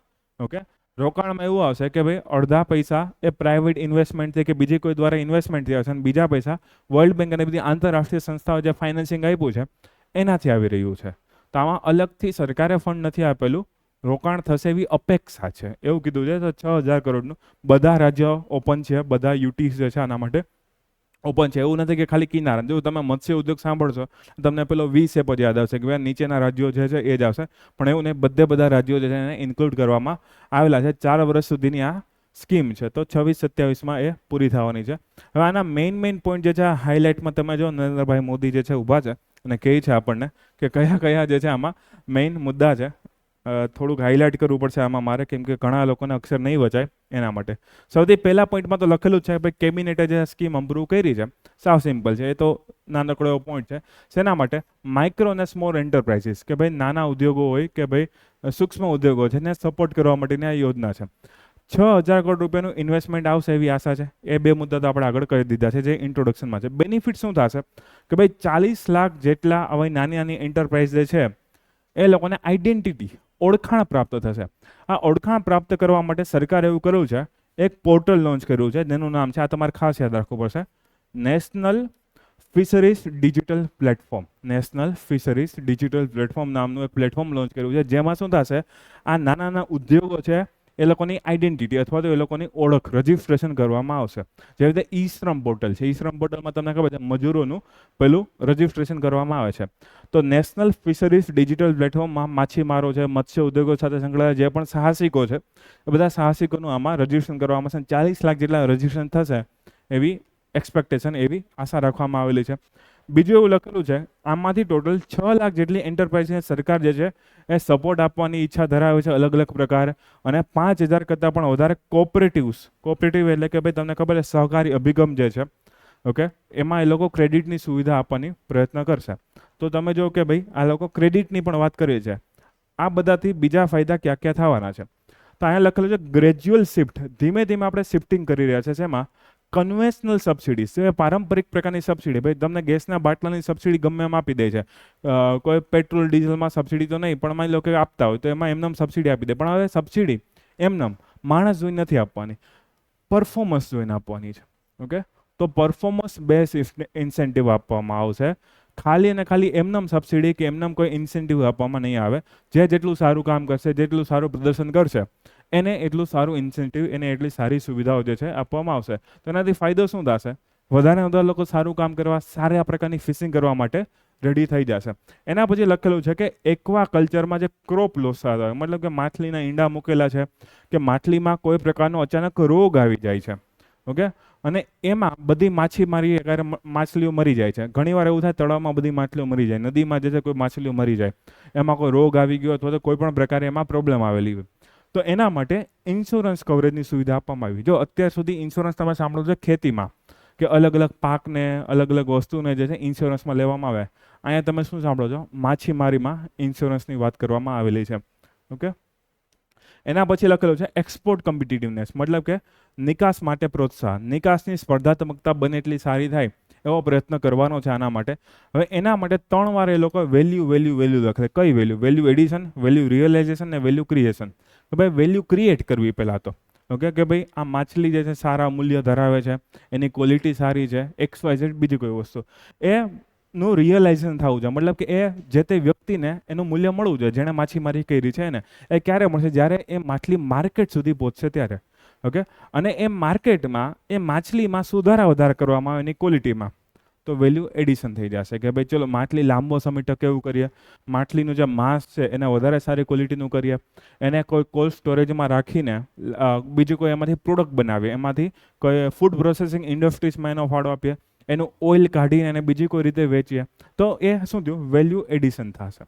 ઓકે, તો અલગ અલગ પ્રકારે છે મૂલ્ય વર્ધન કરવામાં આવશે, અને એ બધા દ્વારા આપણને શું ફાયદો થશે? એક્સપોર્ટમાં એટલે કે નિકાસમાં છે જે આપણને ફાયદો થવાનો છે. આ બધા દ્વારા એ લોકો એવું પણ કીધું કે ક્વોલિટી ઓફ ફિશ જે છે આપણે વધારવાની યોજના છે, કે ભાઈ ફિશિંગની ક્વોલિટી એમાં આપણે સુધારો કરવાની જરૂર છે. બીજું, નવી જોબ ક્રિએટ. આ બધા કાર્યક્રમ કરશું તો એમને તો કાંઈ થવા નથી. નવી રોજગારીનું સર્જન થશે. લગભગ 2.5 લાખ, 1.7 લાખ, 2.5 લાખ જેટલી નવી રોજગારીનું સર્જન થશે, જેમાં 75,000 જેટલી રોજગારી મહિલાઓ માટે હશે, ઓકે, અથવા તો હોઈ શકશે. તો 75,000 જેટલી મહિલાઓને ફ્યુચરમાં જોબ મળશે. બીજી વસ્તુ, આ બધી જોબમાં ફોર્મલાઇઝેશન એટલે કે ઔપચારિકરણ હશે, એટલે કે જે અનૌપચારિકરણ ઇન્ફોર્મલ વસ્તુ એમાં જે નુકસાન થતા હતા એવા કોઈ નુકસાન થશે નહીં. ઔપચારિકરણની સાથે જ જે છે આમાં જોબ મળવાની છે. અને એક જગ્યાએ લખેલું હતું કે સેફ જોબનો પણ ઉલ્લેખ કરેલો હતો. તો એના મેઇન મુદ્દા થઈ ગયા.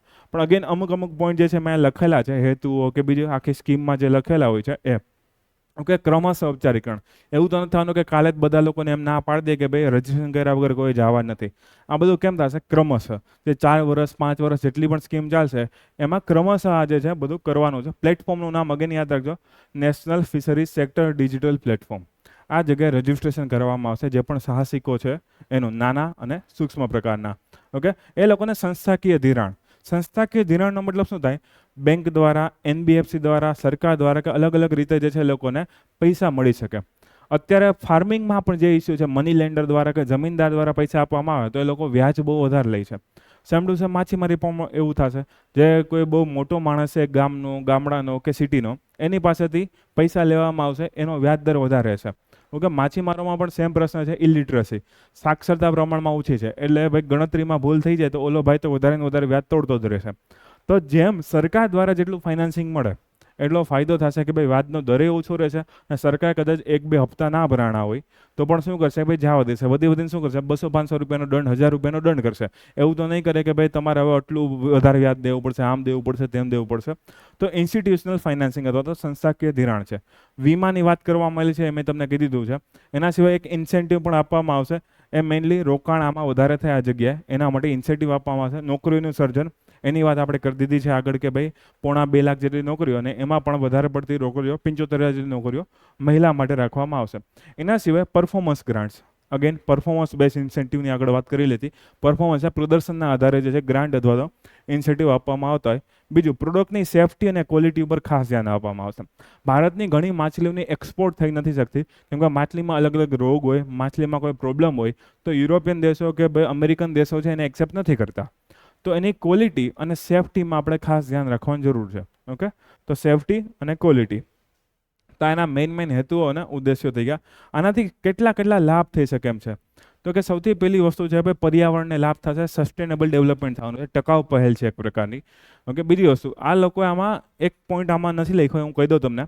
એ લોકોએ ફિશિંગને અમુક સમય પ્રતિબંધ રાખેલી છે કે જ્યારે માછલીનો એવો સમયગાળો કે ઈંડા જે છે, લાર્વા છે, મોટા થતા હોય ત્યારે માછીમારી કરવા પર પ્રતિબંધ છે. અને એ જેનો પણ એનો ભંગ કરશે એમાં જે પણ લીગલ કાયદેસરની કાર્યવાહી એ કરવામાં આવશે. આવું શું કામ? કેમ કે સસ્ટેનેબલ ફિશિંગ થાય. ઓવર ફિશિંગ કન્ટિન્યુ કરતા રહેશો તો પ્રોબ્લેમ આવશે. લાર્વા મોટા થાય એની પહેલાં તમે એને પકડી લો તો નવી માછલીઓ આવશે ક્યાંથી?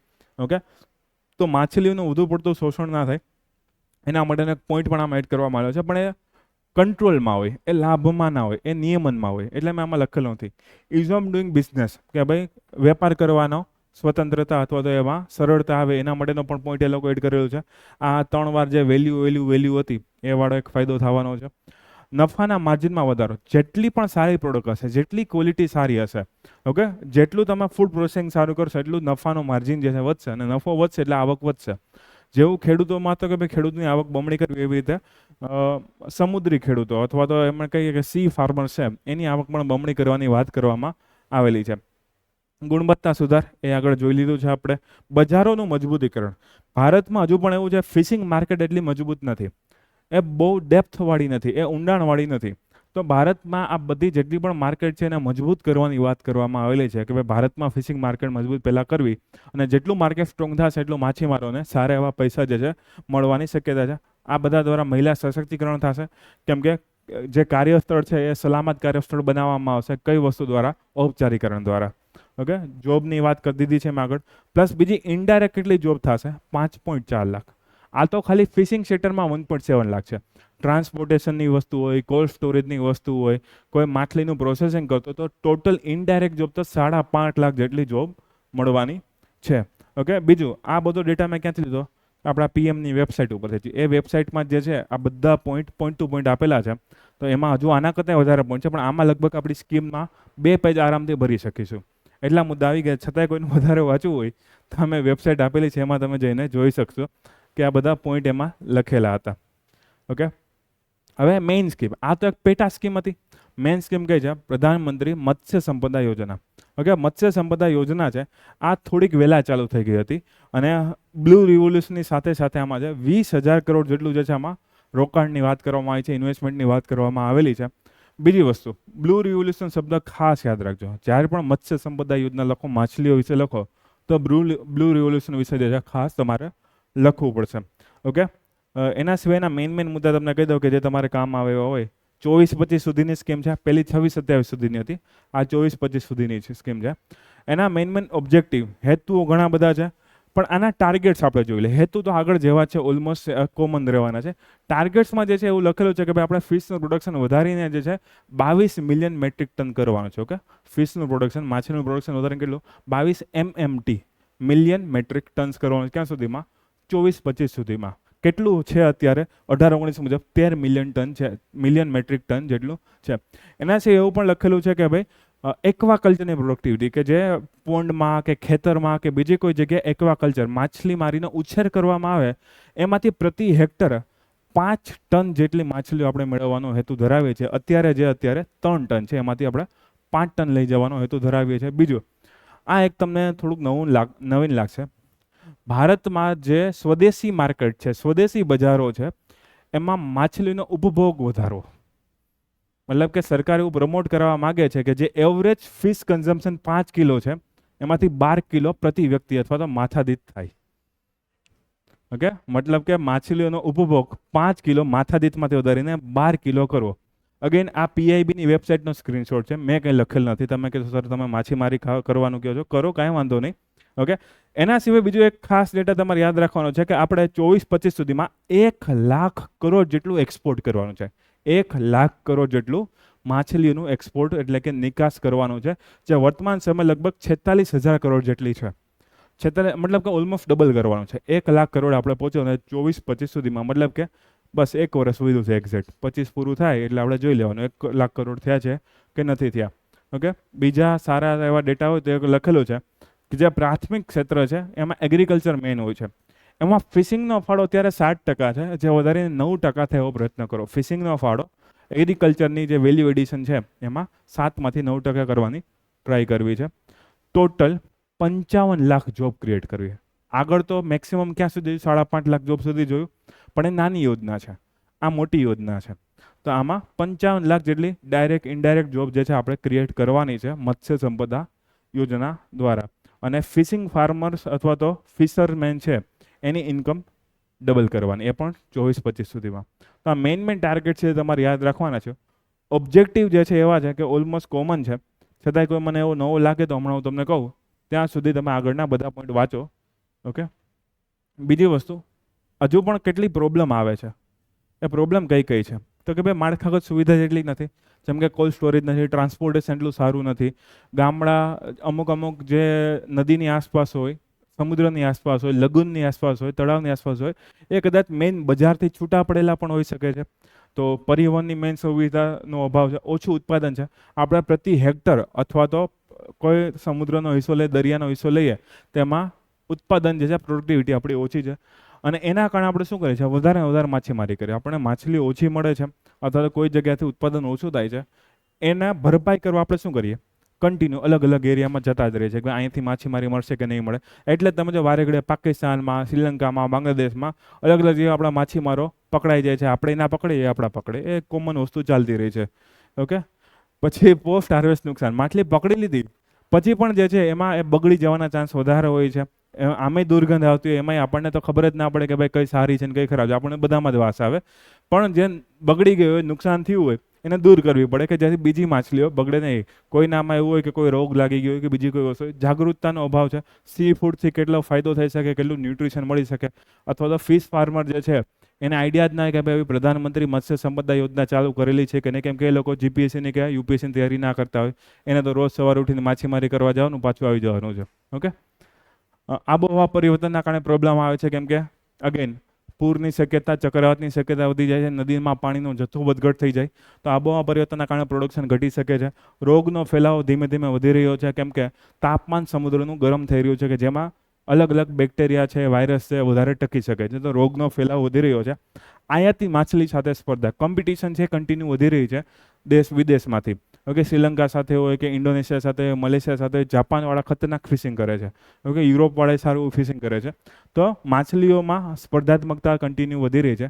ભારત જે છે એમાં એક્સપોર્ટ ઉપર ઘણા બધા ટ્રેડ બેરિયર છે. અગેન કીધું એમ, યુરોપમાં કે બીજી કોઈ જગ્યાએ આપણે એક્સપોર્ટ કરવું હોય તો આપણને પ્રોબ્લેમ ઘણી બધી સામનો કરવો પડે છે. વીમો છે મોંઘો છે, પણ આ યોજનામાં વીમાને કહેવામાં આવ્યું છે. અન્યથા જે છે એક પડકાર હતો, એક નબળાઈ હતી કે આ જગ્યાએ વીમા છે બહુ મોંઘા છે. કેમ કે હવે ઓળખવું કે કઈ માછલીમાં શું થયું, કઈ જગ્યાએ કે કોઈ પ્રોબ્લેમ આવી. એક્વાકલ્ચર છે તો એ લોકો કેવું એનું બિયારણ નહીં, એના લાર્વા જે છે કેવા પ્રકારના વાપરા છે, તો એ બધું નક્કી કરવું બહુ અઘરું હોય છે. તો એમાં વીમાની કિંમત જે છે એ બહુ મોંઘી છે. પણ એના માટે ઘણા બધા સ્ટેપ્સ પણ લેવામાં આવ્યા છે, જેમ કે નવા ફિશિંગ હાર્બર્સ બનાવવા, નાના મોટા, અથવા તો લેન્ડિંગ સેન્ટર કહેવાય. લેન્ડિંગ સેન્ટરનો મિનિંગ શું થાય કે જ્યાં માછીમાર સૌથી પહેલાં વેચાણ કરે. ઓકે, અલગ અલગ મચ્છી બજાર હોય, ત્યાં સૌથી પહેલાં વેચાણ કરે, હોલસેલ વેપારીને પહેલાં કરી દે, પછી એ ભાઈ બધી જગ્યાએ વેચતા રહે. અને એવું સેન્ટર કે જ્યાંથી માછીમાર જાતો હોય ને ત્યારે પોતાની બોટમાં ડીઝલ પુરાવાનું, કેરોસીન પુરાવાનું કે બીજું કોઈ કામ હોય એ કામ કરી શકે. પોતાનું ખાવા પીવાની વસ્તુ છે, નાનો મોટો રેસ્ટ લેવાની વસ્તુ હોય, તો એ બધા એરિયાને લેન્ડિંગ અથવા તો હાર્બર સેન્ટર કહેવામાં આવશે. ઓકે, એના સિવાય જ્યાં મોડર્નાઇઝેશન અથવા તો મિકેનિકલ ફિશિંગ, આપણે એવું થાય છે ટ્રેડિશનલ ફિશિંગ કરવામાં, હજુ પણ પેલી નેટ દ્વારા ફિશિંગ કરવામાં આવે, પણ અમેરિકન દેશો, યુરોપિયન દેશો મોડર્ન બોટ્સ લઈ જાય છે, દૂર સુધી જઈ શકે છે. ઓકે, અને મિકેનાઇઝ પ્રકારનું બોટિંગ કરી શકે છે. જે એની નેટ હોય એમાં નાના મોટા મશીન લાગેલા હોય છે, એ પોતે ગતિ કરી શકતી હોય છે. તો મિકેનાઇઝ બોટ જે છે એની વાત કરવામાં આવી છે. પોસ્ટ હાર્વેસ્ટ ફેસિલિટીઝ, એના માટે ખાસ કોલ્ડ સ્ટોરેજ જે છે એ બનાવવાની વાત છે. કે ભાઈ ખેતીમાં તો આપણે વાત કરીએ જ છે, આમાં પણ કોલ્ડ સ્ટોરેજ જેટલું સારું થશે એટલું વેલ્યુ એડિશન, એટલું મૂલ્યવર્ધન છે એ થવાનું છે. ક્લીન અને હાઇજેનિક ફિશ માર્કેટ, એ બહુ દૂરની વાત છે, પણ આપણે લખી લઈએ કે ભાઈ માર્કેટ જે છે ફિશિંગ માર્કેટ ક્લીન હોવા જોઈએ, હાઇજેનિક હોવા જોઈએ, ત્યાં જાય તો નાક બંધ ના કરવું પડે એવું હોવું જોઈએ. પણ એ હજી વાર લાગશે. આપણે 2 વ્હીલર વિથ આઈસ બોક્સ, સાવ સિમ્પલ સોલ્યુશન છે કે તમારે ગામડે ગામડે અથવા શહેરોમાં માછલીઓની ડિલિવરી કરવી હોય અથવા તો કોઈ હોટલમાં પહોંચાડવી હોય, તો એવું તો નહીં કે આખા કોઈ જગ્યાએ ટ્રક ભરીને પહોંચાડવાની છે. નાના મોટા રેસ્ટોરન્ટમાં પહોંચાડવી હોય તો 2 વ્હીલરમાં તમારે શું કરવાનું છે, આઈસ બોક્સ નાના મોટા બાંધવાની ટ્રાય કરવાની છે. તો એક સારો ઉપાય છે. પણ બીજા બધા ઉપાય જે અઘરા છે એમાં ઇન્વેસ્ટમેન્ટ વધારે જોશે. આ તો ઠીક છે, ચલો નાનકડો ઉપાય છે. તો આટલી વસ્તુ પ્રધાનમંત્રી મત્સ્ય સંપદા યોજના માટે યાદ રાખવાની છે. લગભગ પહેલેથી જ વાંચવાનું બાકી છે, તો જોતા જ જાઓ.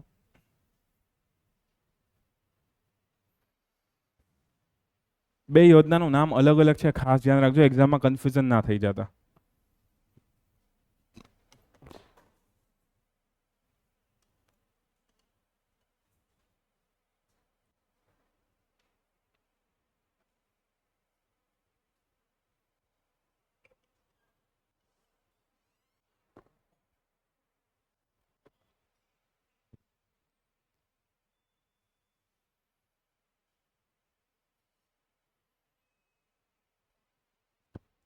Okay, next slide.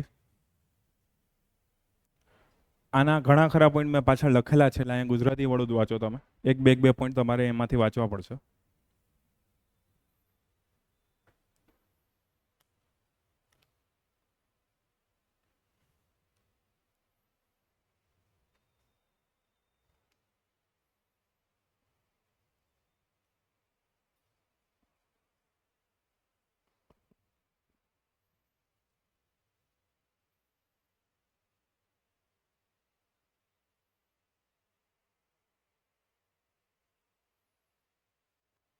માછીમારીનો એક પ્રશ્ન ગુજરાતના સાપેક્ષે તો પૂછાઈ ગયો છે ઓલરેડી, અને સ્કીમ પણ વારે ઘડિયા લોકો પૂછતા હોય છે. તો એવું ના સમજતા કે માછલીઓ છે તો નહીં પૂછે, ગુજરાત માટે પૂછાઈ ગઈ છે પ્રોપર.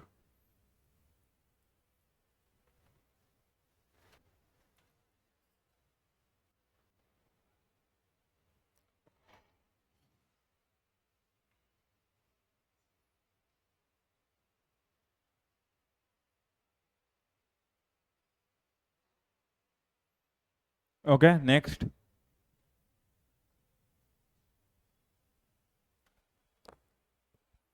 તમને ખાલી એટલું પૂછશે કે આ યોજનાથી કયા લાભ થાય, યોજનાના મુખ્ય મુદ્દા જણાવી એના લાભ જણાવો. લાભ તો ઘણા બધા છે.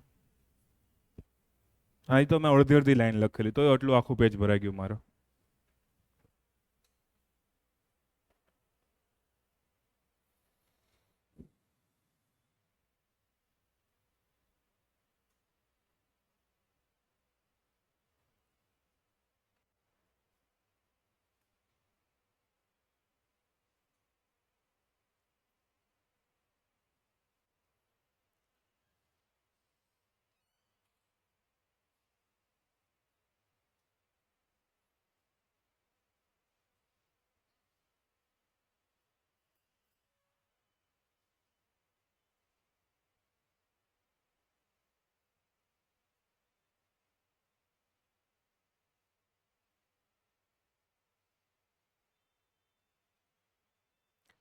રેડી?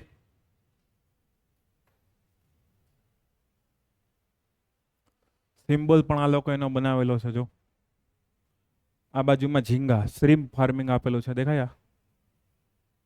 ઓકે, અમદાવાદમાં ઇસ્કોનથી આગળ જાઓ ને મસ્ત મળે છે ત્યાં. ડાબી બાજુ એક આવે છે, સી ફૂડ મળે છે. એક અવળું કુકર, એમાં એક જ ઝીંગું બિચારું સમાય, વધારે નથી સમાતા. કંઈક 400 કે 500 નું એક પ્લેટ મળે. પેલા બાફે, પછી ઓલા ચાઇનીઝ વસ્તુ કેમ વઘારતા હોય, પેલું કોબી ને ગાજર બાજર મરચા બરચા નાખીને, પેલા બાફે પછી વઘારે.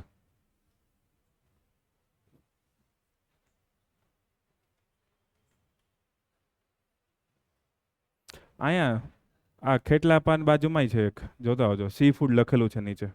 એ ક્રોસમાં જ છે, જોઈ લેજો. હા છે, અહીંયા જ છે, દૂર જવું નહીં પડે. ઓકે, આ વાળો ભાગ ઝૂમ કરી દઉં છું, કેમ કે આમાં ઘણા બધા ડેટા આપેલા છે.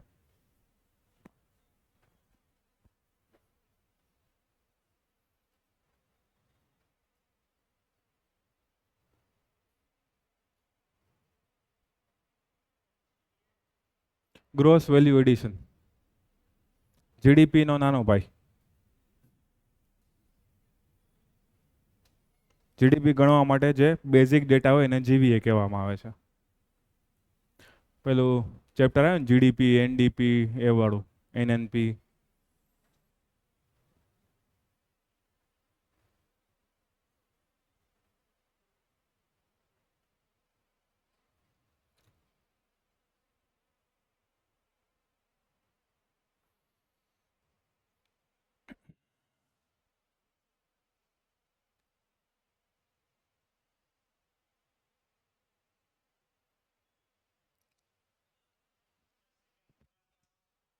સેકન્ડ,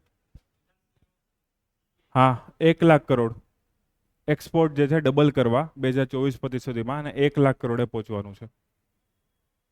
મોટી ઇન્ડસ્ટ્રી છે.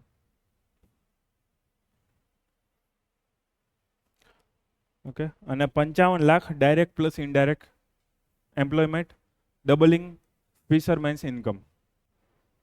ઓકે, આ કયા કયા સ્ટેપ્સ લીધેલા છે અથવા લેવા જોઈએ, પણ નબળાઈઓ જે છે અથવા તો પડકારો પેલા જોઈ લ્યો.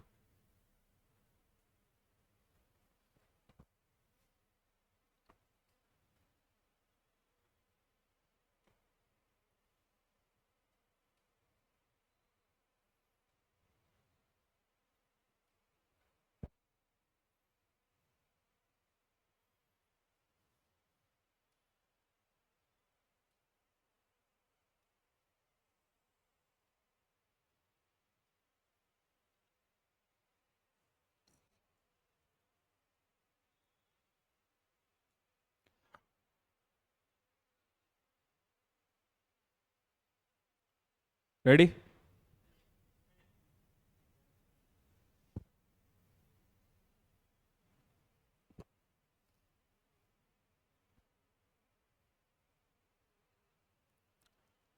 ઓકે, આગળ વધીએ. આ પછી કરાવું. આગળ એક મસ્ત મજાનું છે જે પૂછવાની શક્યતા વધારે છે.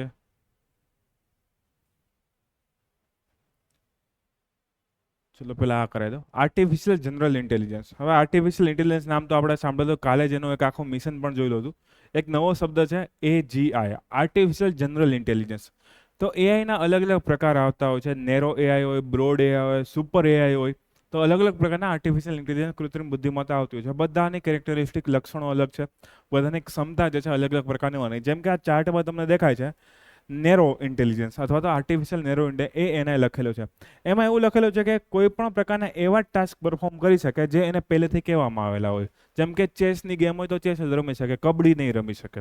સાવ સિમ્પલ વસ્તુ. ઓકે, તો એને સ્પેસિફાઈડ ટાસ્ક છે, કોઈ ફોકસ્ડ એરિયા આપવામાં આવેલા હોય. જેમ કે કોઈ યુટ્યુબના વિડીયો સંચાલન કરતો જે સોફ્ટવેર હશે એ વિડીયોનું સંચાલન કરી શકશે.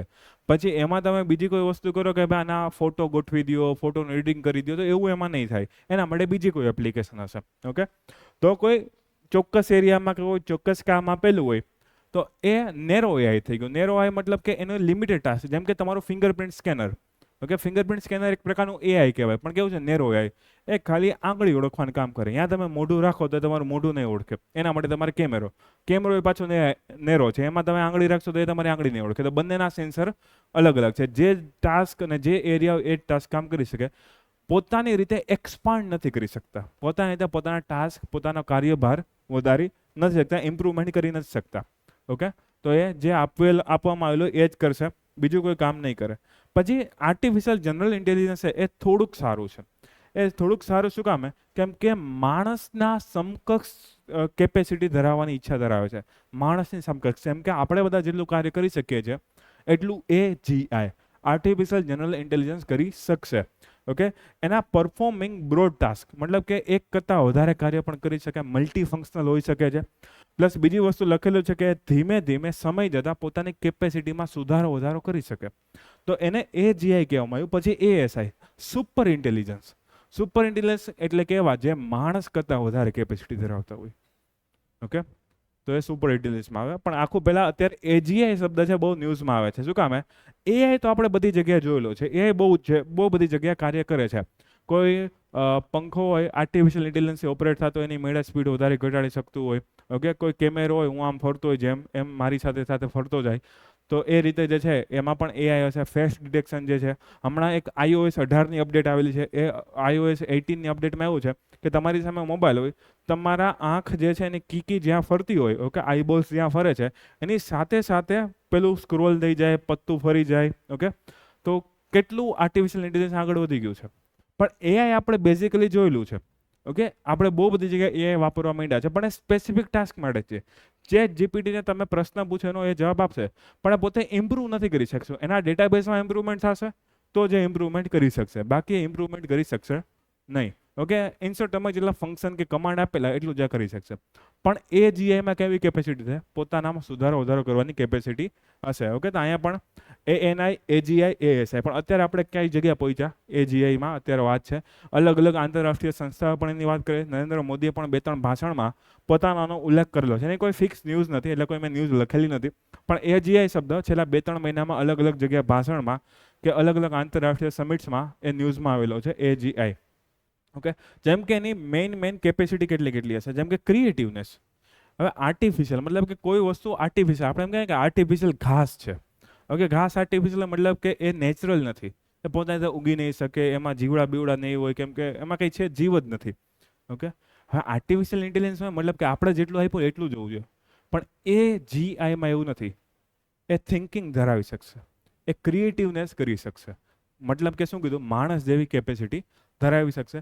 બેકગ્રાઉન્ડ નોલેજ જે છે કોઈનું છે, માની લો એને કોઈ વસ્તુનું બેકગ્રાઉન્ડ નોલેજ છે, તો એના ઉપરથી એ પોતાની વસ્તુ ડેવલપ કરી શકશે. પોતાનો કોઈ પ્રશ્નનો જવાબ હોય, એના જેવી બીજી વસ્તુ પણ હોય તો એ ડેવલપ કરી શકશે.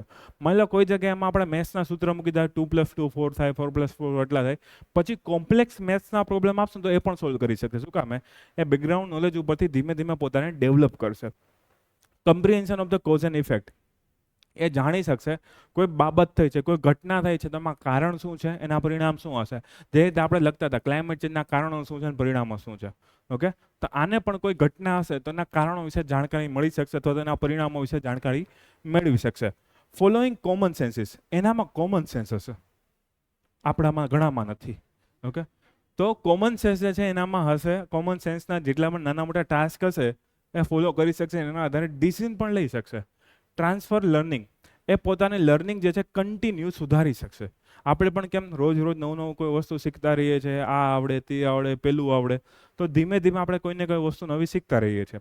તો આ પણ જે કન્ટિન્યુ શીખતું રહેશે. અને એની થિંકિંગ કેપેસિટી, એની વાત મેં તમને કીધી છે. તો આ એજીઆઈ છે.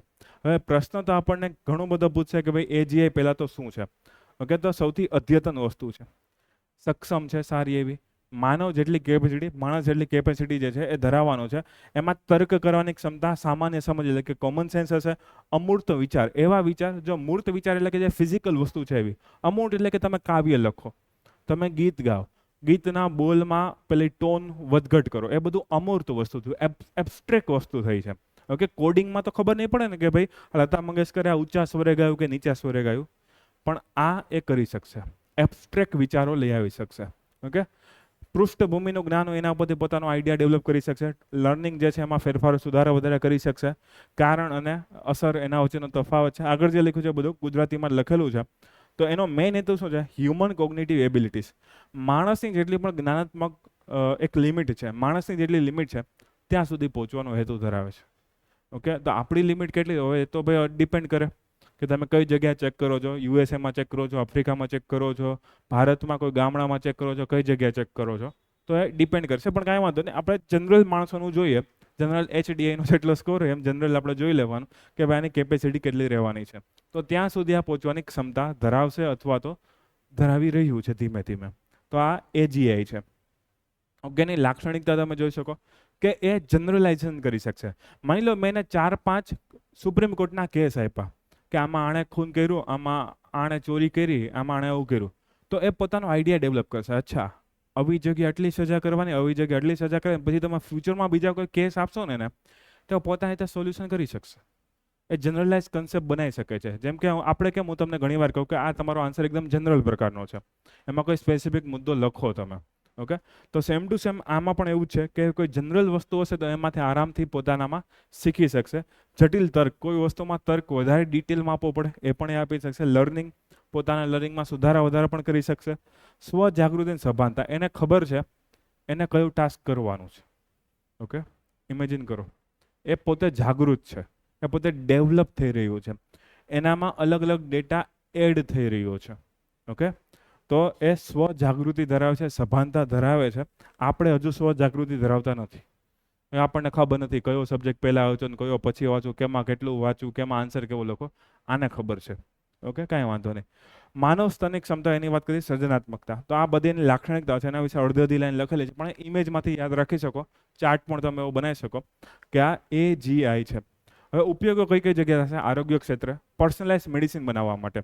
જેમ કે હું એમ કહું કે ભાઈ કોઈ માણસના DNA ચેક કરીએ કે એના બ્લડ ગ્રુપ ચેક કરીએ કે કોઈ એના હાડકાનો ડેટા ચેક કરીએ તો આપણને આઈડિયા આવે કે ભાઈ આમાં આટલી બીમારી છે. સેમ વસ્તુ આ AGI જે છે કરી શકશે. કોઈ માણસને જેમ કે મને છે કઈ દવા વધારે માફક આવશે, એ મારા બ્લડ રિપોર્ટ જોઈને કે બીજા કોઈ રિપોર્ટ જોઈને છે નક્કી કરી શકશે કે ભાઈ મને આવી દવા આટલી માત્રામાં આપો ને તો કામ આવશે, જેથી પરફેક્ટલી કોઈ આડઅસર વિના રોગનું નિરાકરણ થઈ શકે. ઓકે, તો પર્સનલાઇઝ મેડિસિન બનાવવામાં આવી શકશે. એના સિવાય છે નાણાં અને વ્યવસાય, સૌથી વધારે ફાયદો તો ત્યાં થવાનો છે મલ્ટીમીડિયા ઇન્ડસ્ટ્રીમાં, ઓટોમોબાઈલ ઇન્ડસ્ટ્રીમાં, રોબોટિક્સમાં. એ બધી જગ્યાનો ઉપયોગ બહુ વધવાનો છે. કોઈ વિચાર કરો, અત્યારે તો બેઝિક પ્રકારના રોબોટ આવે. કોઈ જેમ કે પેલા ડ્રોન હોય એ પાર્સલની ડિલિવરી કરતા તો એક જ કામ કરી શકે. પહેલાં કંપનીમાં અમુક રોબોટ્સ હોય એ પેકેજિંગ કરતા હોય એની મેળે તો એક જ કામ કરી શકશે. પણ હવે આવા જનરલ પ્રકારના રોબોટ્સ આવશે જે એક કરતાં વધારે કામ કરી શકે, તો કંપનીને સૌથી વધારે ફાયદો થવાનો જ છે ને. ઓકે, શિક્ષણ ક્ષેત્રે જે છે એ પોતાના શિક્ષણમાં સુધારો વધારો કરી શકશે, પ્લસ તમને પણ મદદ કરી શકે. કઈ રીતે? મેં કાલે પણ કીધું હતું, કોઈ એવી એપ્લિકેશન હોય કે જેમાંથી તમને આઈડિયા આવે તમારું હિસ્ટ્રી વીક છે, તમારું જિયોગ્રાફી વીક છે, તમારો કયો સબ્જેક્ટ વીક છે, એના આધારે તમને ડેટા આપશે કે ભાઈ તમારે આ મેડિવલ ટાઈમ્સનો આટલો ડેટા તમારો વીક છે, એ તમારે વાંચવાની જરૂર છે. અલગ અલગ ટેસ્ટ ઉપર તે પોતે શીખી શકશે, તમને પણ શીખડાવી શકશે અલગ અલગ કોન્સેપ્ટ દ્વારા, એનિમેટેડ વિડીયો દ્વારા પણ એ તમને શીખડાવી શકશે. અંતરિક્ષમાં કામ આવશે, સૈન્યમાં કામ આવશે. સૈન્યમાં આપણે બને એટલી સારી વોચ રાખી શકીશું. કોઈ વસ્તુની મૂવમેન્ટ થાય છે તો આપણને આઈડિયા આવી જશે પ્રાણીની મૂવમેન્ટ નથી, માણસની મૂવમેન્ટ છે, અથવા માણસની નથી, પ્રાણીની મૂવમેન્ટ છે. ઓકે, તો કેમ કે હવે એનામાં થોડીક સારી બુદ્ધિ આવવા માંડી છે એના કારણે. સેમ ટુ સેમ અંતરિક્ષમાં એવી જગ્યાએ કે જ્યાં માણસો નથી જઈ શકતા, કોઈ મંગળ ગ્રહ હોય, ગુરુ ગ્રહ હોય, કે જ્યાં ફ્યુચરમાં આપણે એક્સપ્લોરેશન કરવું હોય તો આમાં રોબોટ જઈ શકશે. અને એ લોકો કેમ કે એને ઓક્સિજનની જરૂર નથી, તો એમાં એક બેઝિક પ્રકારનો સ્પેસક્રાફ્ટ હોય તો પણ ચાલે. એને પાછા કદાચ ના લઈ આવે તો પણ ચાલે કે ભાઈ એનો આપણે ડેટા જે છે એ અહીંયાથી મોકલી શકતા હોય, આપણે બીજી કોઈ વસ્તુની જરૂર નથી. એના ભેગા અમુક બેઝિક સાધનો આપણે ટૂલ કિટ્સ મોકલી દઈએ. એક ગુરુ ગ્રહ ઉપર બેઠો રહેશે, જોતો રહેશે શું છે શું નથી, જલસા કરશે. ઓકે, પાછો આવે ના આવે આપણને નથી પડી. તો અંતરિક્ષ સંશોધન જે છે એમાં એ ફાળો આપી શકશે. પણ હવે આ બધું છે તાની અમુક પ્રોબ્લેમ પણ હશે. ઓકે, સૌથી મોટી પ્રોબ્લેમ એ છે કે આ AGI આર્ટિફિશિયલ જનરલ ઇન્ટેલિજન્સ વધારે પાવરનો ઉપયોગ કરશે, મતલબ કે વીજળીનો વધારે ઉપયોગ કરશે. અને અત્યારે સૌથી મોટી સમસ્યા તો ક્લાઇમેટ ચેન્જ છે. ઓકે, તો ક્લાઇમેટ ચેન્જમાં જે છે નેગેટિવ ઇફેક્ટ એ કરી શકે છે, કેમ કે વધારે પાવર કન્ઝમ્પશન કરશે. ઓકે, એ કન્ટિન્યુ વધારે પાવર વાપરશે તો વધારે વીજળી આપવી પડશે. વધારે પડતી વીજળી આપણે થર્મલમાંથી મેળવીએ છીએ. જોબ લોસ અને બેરોજગારી, જેના કામ હશે એના કામ વયા જતા થશે. ઓકે, કાલે જ મેં તમને કીધું હતું કે કોઈ જગ્યાએ પેલા ફાટક ઊંચા કરવાવાળા ભાઈ હોય, હવે એ બિચારાની જોબ વહી જાય, ટોલ નાકામાં જોબ ધીમે ધીમે જવા મળશે. પેલા નીતિનભાઈ ગડકરી કહે છે કે ભાઈ જીપીએસના આધારે, તો ભાઈ ટોલ નાકા રાખવાની જરૂરત શું છે? તો કે જેટલું તમે ગાડી ફેરવશો એટલું ઓટોમેટિક તમારા અકાઉન્ટમાંથી ટોલ ટેક્સ કપાઈ જશે. ગાડી કોઈક ચોરી કરીને ભાગી ગયું હોય તો મને એ પ્રશ્ન થાય છે. ચોરી તો એણે કરી, ગાડી એ ગઈ, આપણી અકાઉન્ટમાંથી પૈસા કપાતા તો આપણે શું કરવાનું? પણ કાંઈ વાંધો નહીં, એ આપણા શું કહેવાય, રોડ રસ્તા અને પરિવહન મંત્રાલયના મંત્રી શ્રી જોઈ લેશે. પણ અત્યારે આપણે એ જોઈએ, ક્યાં જોઈએ, હા, નોકરીની ખોટ, બેરોજગારી. તો કન્ટિન્યુ બેરોજગારી આમ પણ રોબોટિક્સ આવવાથી વધતી ગઈ છે. આઈટી સેક્ટર આવવાથી ઘણા લોકોની જોબ પણ વહી ગઈ છે. તો ચેટબોર્ડ્સ આવ્યા, રોબોટિક્સ આવ્યું, મશીનો આવતા ગયા, તો અત્યારે આટલો જોબ લોસ આપણે જોઈએ છે. તો ફ્યુચરમાં આ જેટલું વધારે ડેવલપ થશે તો જોબ લોસ કન્ટિન્યુ વધતો જ જશે. ઓકે, પછી બીજી વસ્તુ છે, એમાં માનવ દેખરેખ જરૂરી છે. જેમ કે એને આઈડિયા આવી ગયો કઈ વસ્તુ સાચી છે, કઈ વસ્તુ ખોટી છે, તો એ બહુ મોટી ઇન્ફોર્મેશન સિસ્ટમ હોય, જેમ કે ફેસબુક હોય, ઇન્સ્ટાગ્રામ હોય, યુટ્યુબ હોય, કે કોઈ ન્યૂઝની ચેનલ છે, એમાં એવી ન્યૂઝ આપે કે જેના દ્વારા ધરખમ ફેરફારો થઈ શકે. કોઈ ચૂંટણીમાં ફેરફારો થઈ શકે, લોકોના કોઈ સોશિયલ પરસેપ્શન હોય, વિચારધારા હોય, એમાં ફેરફાર આવી શકે. પોઝિટિવ પણ હોય, નેગેટિવ પણ હોય, કેમ કે આપણને ખબર નથી એ કેવું વિચારી રહ્યો છે. એનામાં વિચાર ક્ષમતા છે, હમણાં આપણે જોયું. હવે એના વિચારો માનવ મૂલ્ય કરતાં અલગ હોય તો, એનામાં રોબોટ મૂલ્ય હોય તો, ઓકે, તો માનવ મૂલ્યો અને એના મશીનના મૂલ્યો કંઈક અલગ હશે. તો આપણા જે માનવ મૂલ્યો છે એનું એ સન્માન કરે છે કે નથી કરતો? ચૂંટણીમાં કોઈ વસ્તુ હોય એનું સન્માન કરે છે કે નથી કરતું? એમાં કોઈ ફેક ન્યૂઝ બહુ ઝડપથી ફેલાઈ જાય આનો ઉપયોગ કરીને, કે બીજી કોઈ પણ વસ્તુ, કેમ કે એનામાં ખતરનાક પાવર છે. માણસની કેપેબલ જેટલો એમાં પાવર આવી શકે, અને કદાચ એના કરતાં વધી પણ જાય તો આપણે કોણ કંટ્રોલ કરવા જવાનું છે એનું? ઓકે, મૂળભૂત માનવ કૌશલ્યો અને સર્જનાત્મકતાની ખોટ. હવે જો બધા જેટલા પણ એજીઆઈ આવશે એનો ડેટા સેટ અથવા તો કૃત્રિમ રીતે જેટલા ડેટા સેટ બનાવવામાં આવ્યા છે, ફેસબુક પાસે જેટલો ડેટા છે, ગૂગલ પાસે જેટલો ડેટા છે, એ ડેટા કાંઈ છે જ નહીં, હું તો એમ કહું. કેમ કે ઉત્તરાખંડમાં કોઈ ટ્રાઇબ હોય, એ પોતાના કોઈ ગીત હોય કે પોતાની કોઈ ભાષા હોય, એની કોઈ ઓલા ગૂગલમાં માહિતી છે જ નહીં. ઓકે, ગુજરાતમાં કચ્છમાં જે ગીત ગવાતું હોય, કચ્છી ભાષામાં જે ગીત ગવાતું હોય, કે જે ડાયરો હોય, કે જે બીજી કોઈ વસ્તુ હોય, એની ઇન્ફોર્મેશન ગૂગલ પાસે નહીં હોય. ઓકે, મતલબ કે એવો ઘણો બધો કલ્ચરલ ડેટા છે, ઘણી બધી સર્જનાત્મકતા છે જેમાં ના પણ આવે. અથવા તો એને એવું હોય કે આ બેસ્ટ પ્રકારનું ગીત છે, કે આ બેસ્ટ પ્રકારનું મૂવી છે, તો ફ્યુચરમાં બધા એવા જ મ્યુઝિક બનાવતો હોય. મ્યુઝિક તો બધાને અલગ અલગ હોય, કોકને ટોની કક્કરના ગીત ગમતા હોય, કોકને આતિફ અસલમના ગીત ગમતા હોય, નક્કી ના હોય આમાં. ઓકે, તમે કયા પ્રકારના છો? તો જનરલી જે છે, હવે પેલા આર્ટિફિશિયલ ઇન્ટેલિજન્સ શું છે, એને તો ખબર કે ભાઈ આ સુર સારો છે, આ સુર ખરાબ છે. પછી એક જ પ્રકારના સુર આવી જાય તો શું કરવાનું? આપણે ભવિષ્યમાં ગીત ક્યાંથી આપણે સાંભળવાના? ઓકે, અસ્તિત્વનું જોખમ. સૌથી મેઇન વસ્તુ કે ભાઈ એનામાં એટલો પાવર આવી જાય, એટલો પાવર આવી જાય, અથવા તો એમ સિમ્પલ એમ વિચાર કરો, સુપર ઇન્ટેલિજન્સની વાત કરવામાં આવી છે આમાં, કે આપણા કંટ્રોલની બહાર વયો જાય. આપણી બધી મશીનરીના કંટ્રોલમાં આવી જાય તો ભાઈ કદાચ આપણા એક્ઝિસ્ટન્સને, આપણા માનવના મૂલ્યોને, માનવની અલગ અલગ સિસ્ટમ છે એને જોખમ આવી શકે છે. નૈતિક દુવિધાઓ, સાવ સિમ્પલ વસ્તુ છે કે એનાથી કોઈ બેજવાબદારીપૂર્ણ વર્તન થાય, એનાથી ભેદભાવો થાય, એનાથી આપણા કાયદાનું રક્ષણ ના થાય, તો હવે એમાં નૈતિક દુવિધા આવશે કે ભાઈ એજીઆઈને પ્રમોટ કરવું કે ના કરવું. ઓકે, તો આટલી એની ચિંતાઓ છે. અને આ બધું આપણે શું ભણી રહ્યા છે? એજીઆઈ. તમને એવું પણ પૂછશે એજીઆઈ અને એઆઈ નો ડિફરન્સ, કે તમારે પહેલા કહેવાનું એઆઈના 3 ભાગ હોઈ શકે છે, ANI, AGI, ASI. Narrow, general, super. Okay, તો એ 3 પ્રકાર એના મેઇનલી આવી જશે. અને અત્યારે જે નોર્મલ એઆઈની વાત કરીએ એ નેરો જ આવે છે, તો એને તમારે નેરો સમજીને જ જે છે તફાત આપવાનો છે. ઓકે, એજીઆઈ છે એનો એક સ્ટેપ આગળ છે. વિચાર કરો, અત્યારે એજીઆઈમાં આપણે એટલું કહીએ છીએ, તો એએસઆઈ આવશે ત્યારે તો શું આવશે? આર્ટિફિશિયલ સુપર ઇન્ટેલિજન્સ આવશે, જે માણસ કરતાં વધારે પ્રભાવશાળી હશે, માણસ કરતાં વધારે થિંકિંગ કેપેસિટી ધરાવતું હશે. તો સાયન્સ એન્ડ ટેકનો બહુ સારો એવો મુદ્દો છે. ઓકે, તો વાંચતા જાઓ, અહીં તો હેડિંગ જ છે ખાલી. Okay, artificial general intelligence. પાછળની સ્લાઇડમાં અમુક અમુક પોઈન્ટ છે, અહીંયા તમે આ ત્રણેયના ફૂલ ફોર્મ લખવા હોય તો લખી શકો: એએનઆઈ, એજીઆઈ, એએસઆઈ.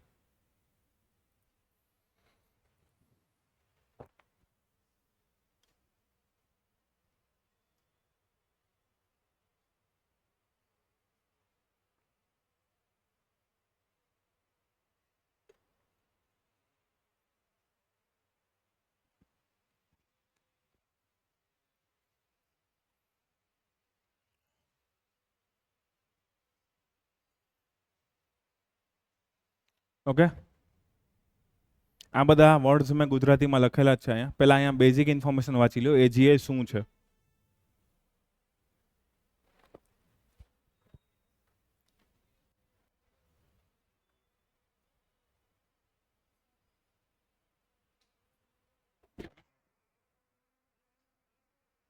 કયા મૂવીમાં? તો મેં નથી જોયું.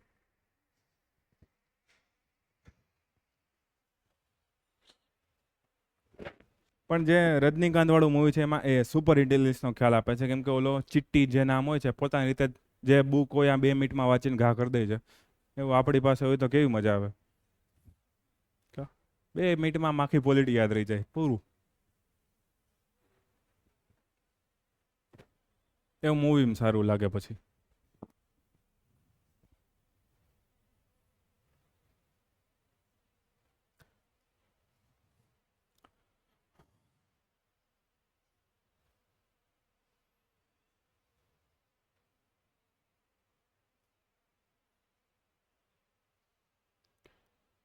Okay, next slide.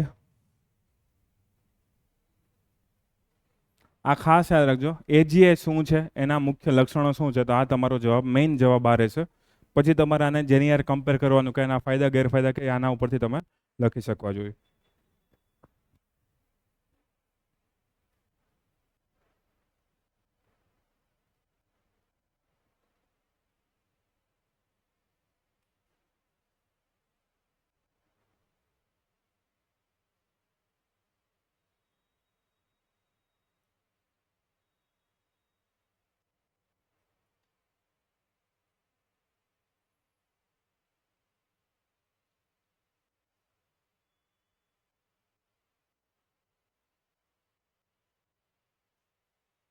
ઓકે, ઉપયોગો કઈ કઈ જગ્યા કરી શકીશું આપણે?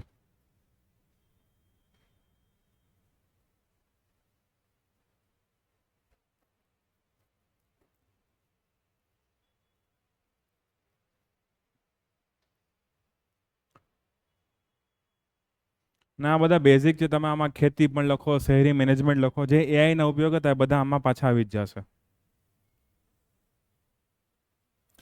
હમણાં તો છોકરાઓ કેટલા ખતરનાક થઈ ગયા છે. મને ખબર પડી કે એક એવી એપ્લિકેશન આવે છે કે એમાં તમારા હેન્ડરાઇટિંગ મેચ થઈ જાય. તો જે સ્કૂલમાં સબમિશન લખવાનું, અસાઇનમેન્ટ લખવાનું હોય ને, કોપી તો ઓનલાઈનમાંથી મારી શકે, પણ એની પ્રિન્ટ આવશે તો કોમ્પ્યુટરના લેટરમાં આવે. તો તમારે એક પેજ જેટલું લખવાનું, એમાં એ તમારા હેન્ડરાઇટિંગ કોપી કરી શકે અને એ અસાઇનમેન્ટની આ છોકરાઓ પ્રિન્ટ કઢાવે. એટલા આળસુડા થઈ ગયા છે. પણ તમે જો આળસ ઉપરથી કંઈક ઇનોવેશન આવ્યું છે. પણ હવે એક્ઝામમાં 3 કલાક કેમ લખશે એ મને ખબર નથી. પણ હા, આવું આવે છે અસાઇનમેન્ટ 100 100 પેજના, 200 પેજના જ્યારે કોલેજમાંથી કે સ્કૂલમાંથી આપ્યા હોય તો આવું કરે છે. અને બીજી અમુક બેઝિક કસ્ટમ હેન્ડરાઇટિંગ પણ આવે કે ચલો તમારે તમારું અપલોડ નથી કરવું, તો તમને જે નજીકની એવી 15 20 હેન્ડરાઇટિંગ આપે, તમારી જે સૌથી નજીકની હોય એ સિલેક્ટ કરી લેવાની. આપણે આ બધું નકામું છે. આપણે તો લાઈવ 3 કલાક લખવું જ પડશે. ઓકે,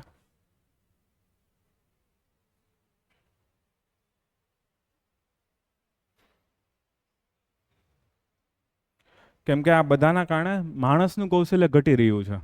તમે તમારી પાસે કીપેડ વાળા ફોન હતા, સાદા ફોન હતા, ત્યારે તમને વધારે ફોન નંબર યાદ રહેતા હતા. અત્યારે તમને તમારા મમ્મી પપ્પા કે બેસ્ટ ફ્રેન્ડ સિવાય બીજા કોઈનો નંબર યાદ પણ નહીં હોય છે. પહેલા અલગ અલગ નંબર યાદ રાખતા, કેમ કે મમ્મી પપ્પામાં સેવ ના કરાય ને. 20 20 25 25 નંબર તમે યાદ રાખતા હતા, પણ હવે એવું નથી થતું.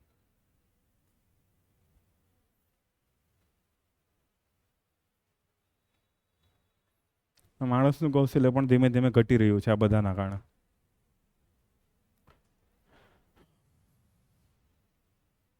ઓકે, ભારતે આના માટેની કઈ કઈ યોજના જાહેર કરે, જો એક તો આપણે કાલે વાંચ્યું હતું, એ છે ઇન્ડિયા એઆઈ. કે બીજી યોજનાના નામ તમે વાંચી શકશો કે આના સંબંધિત યોજનાઓ કઈ કઈ છે.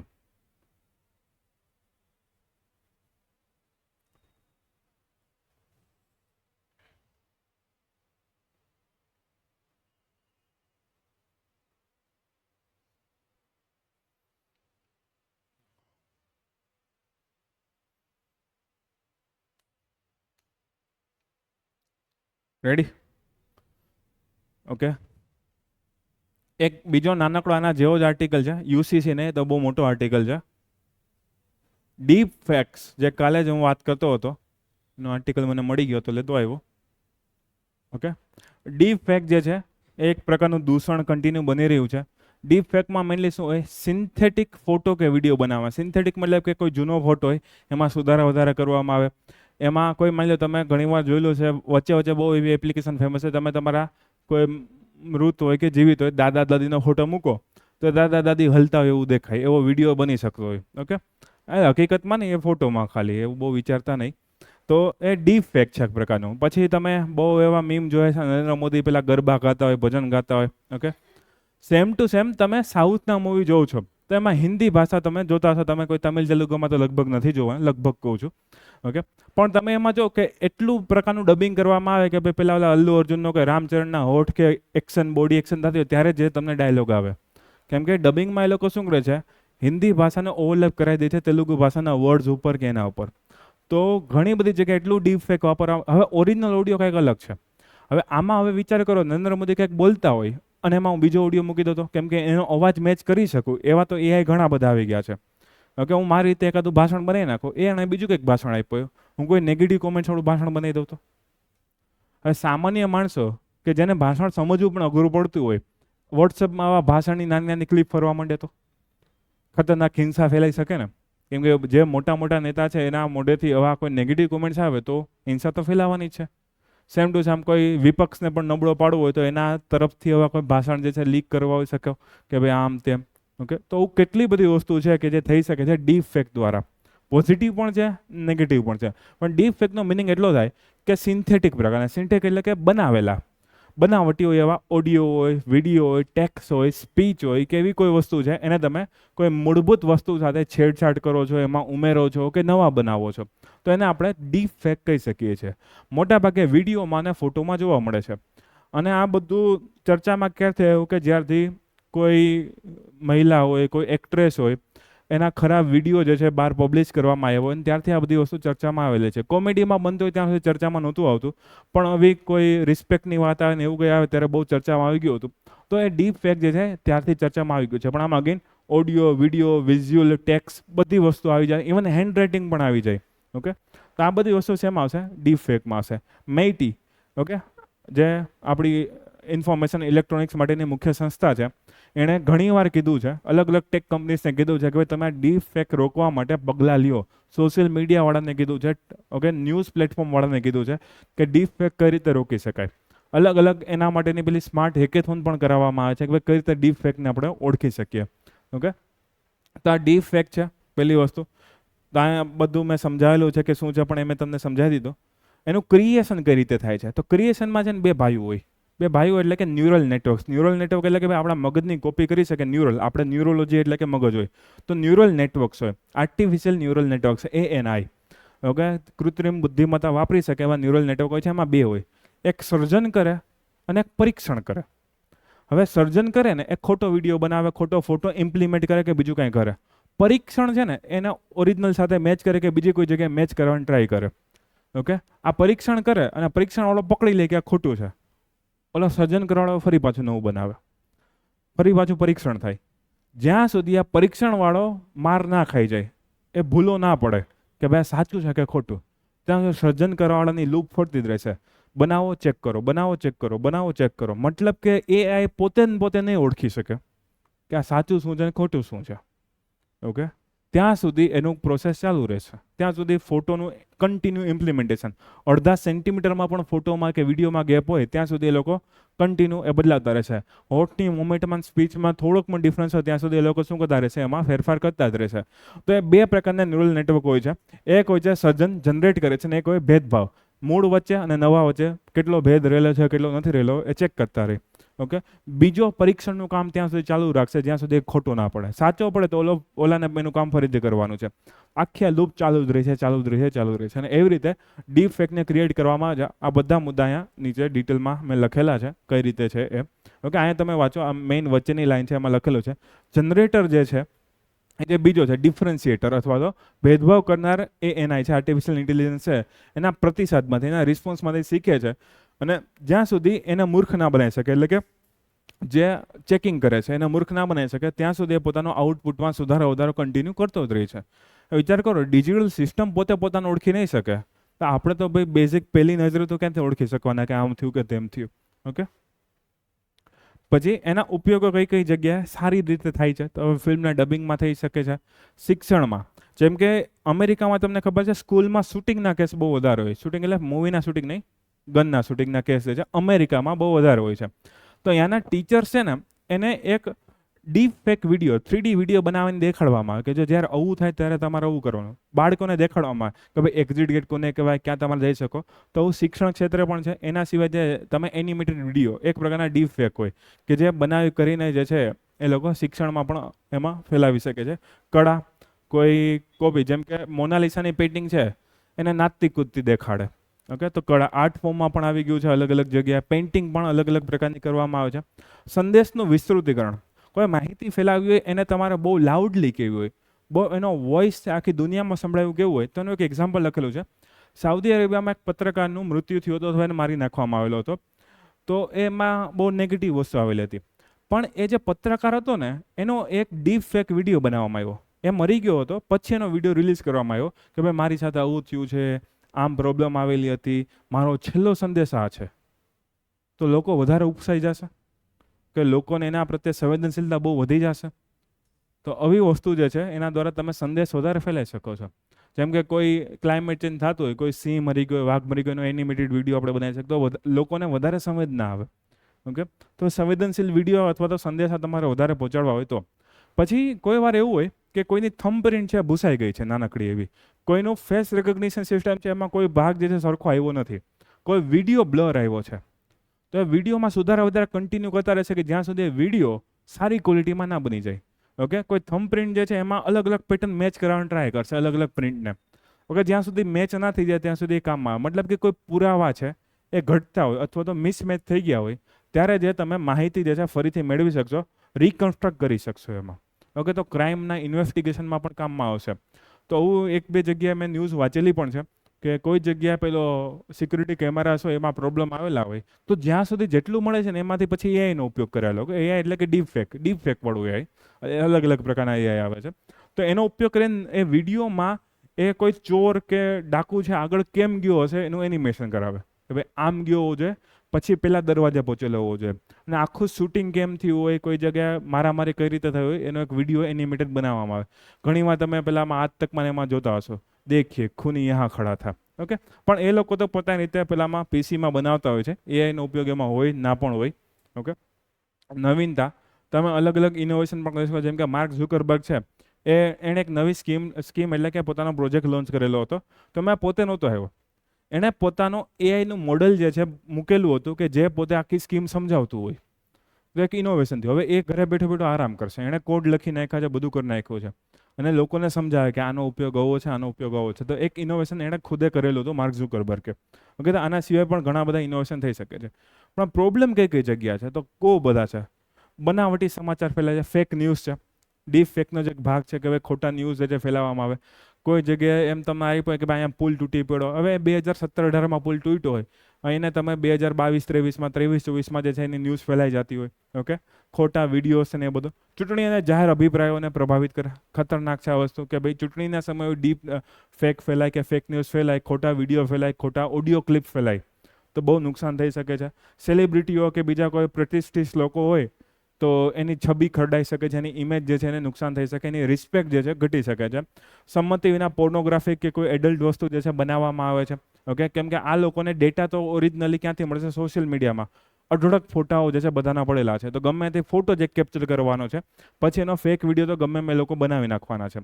તો પોર્નોગ્રાફિક કે એડલ્ટ કન્ટેન્ટ પણ બનાવવામાં આવી રહ્યું છે. ઓકે, બીજું લોકશાહીની જે શું કહેવાય સ્થિરતા હોય, એક વિશ્વસનીયતા એ ઘટાડે છે. કેમ કે કોઈ ફાઇનાન્શિયલ ફેક ન્યૂઝ આવે, કોઈ પોલિટિકલ ન્યૂઝ એવી આવે તો લોકોનો વિશ્વાસ ધીમે ધીમે ઘટી જાય. માની લો એમ કહો કે આપણા પ્રાઇમ મિનિસ્ટર હોય કે પ્રેસિડેન્ટ હોય, એણે એવું કોઈ ભાષણ આપ્યું તો બધા લોકોને ઉકસાવે. જેમ કે એમ કહી દે કાલ સવારે કે એગ્રીકલ્ચરમાં આપણે ટેક્સ મૂકવાનો છે 100%, 50%, 33%, એવો એકાદો ન્યૂઝ ફેલાઈ જાય તો 65% વસ્તી તો ખારી થઈ જશે ને. ઓકે, અથવા તો એવું કહી દે કે ભાઈ આજથી ઇન્કમ ટેક્સ 10%ની બદલે એવું કરી નાખો છે 40%.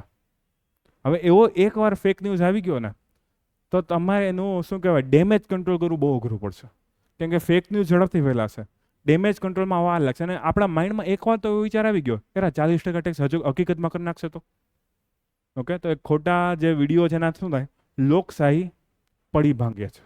ઓકે, એમાં પ્રોબ્લેમ થઈ શકે છે. અને રાઇટ ટુ પ્રાઇવસી એ તો આવવાનું જ છે, હવે પ્રાઇવસીને ખતરો આમાં રહેવાનો છે. મહિલા, બાળકો, વૃદ્ધોના પણ તમે પોઈન્ટ લખી શકો, બ્લેકમેલિંગના પોઈન્ટ લખી શકો છો, એક્સટોર્શન એટલે કે વસૂલીના પોઈન્ટ પણ તમે આમાં એડ કરી શકો છો, કે આટલી બધી ચિંતાઓ છે ડીપ ફેકમાં. ઓકે, હવે એને સુધારવા માટે આપણે શું કરવું જોઈએ? ભારતે તો પોઈન્ટ છે એમાં, પણ આપણે પહેલાં જોઈએ કે ભાઈ એને સુધારવા માટે શું કરવું જોઈએ. હવે ભારતમાં એવું છે કે અત્યારે પ્રોપર ડીપ ફેક સાથે પ્રોપર સંબંધ ધરાવતો એવો એક નથી, છૂટાછવાયા 2-3 એક છે, એમાં વચ્ચે 1-2 આર્ટિકલ આપણને મળી શકે. ઓકે, પણ પ્રોપર ડીપ ફેક સાથે સંબંધ ધરાવતો એવો કોઈ એક નથી. તો ભારતે જે છે અન્ય દેશો જેમ કે યુરોપ પાસેથી, અમેરિકા પાસેથી કે બીજા કોઈ દેશ પાસેથી આપણે શીખી શકીએ કે ભાઈ ડીપ ફેકને કઈ રીતે કંટ્રોલ કરવા. એઆઈ જનરેટેડ વિડીયો જે પણ હોય એમાં વોટરમાર્ક ઉમેરવું, કેમ કે જો એઆઈ જે છે આગળ જેટલી કંપની જો માઇક્રોસોફ્ટ છે, ગૂગલ છે, એનવીડિયા છે, મોટી મોટી કંપની જે છે સારા સારા એઆઈ બનાવી શકશે, બાકી નાની કંપની સારા એઆઈ નહીં બનાવી શકે. તો જેટલી મોટી મોટી કંપની છે એણે પોતાનો એક સિમ્બોલ મૂકી દેવો કે આ વિડીયો એઆઈ થકી જનરેટ થયો છે. જેમ કે તમે બાહુબલી મૂવી જો તો એમાં પેલા શું કહેવાય જંગલી ભેંસ સારે બાતા તો નીચે CGI લખેલું છે, કોમ્પ્યુટર જનરેટેડ ગ્રાફિક્સ અથવા તો ઇન્ટરફેસ એવું લખેલું હોય છે. તો એ શું કામ કેમ કે આપણને દેખાડે કે ભાઈ આમાં કોઈ પ્રાણીઓની હત્યા થઈ નથી.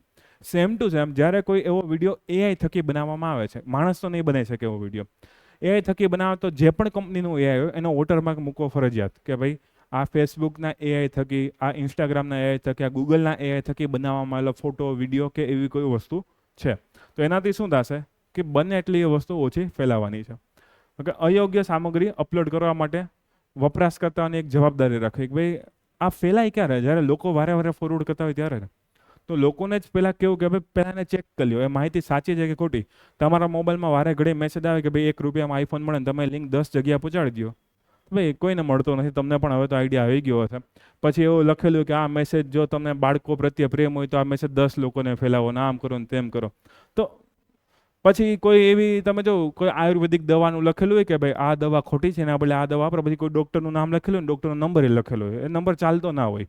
ઓકે, તો એવા ઘણા બધા ફેક મેસેજ વોટ્સઅપમાં ને એ બધી જગ્યાએ તમને જોવા મળે.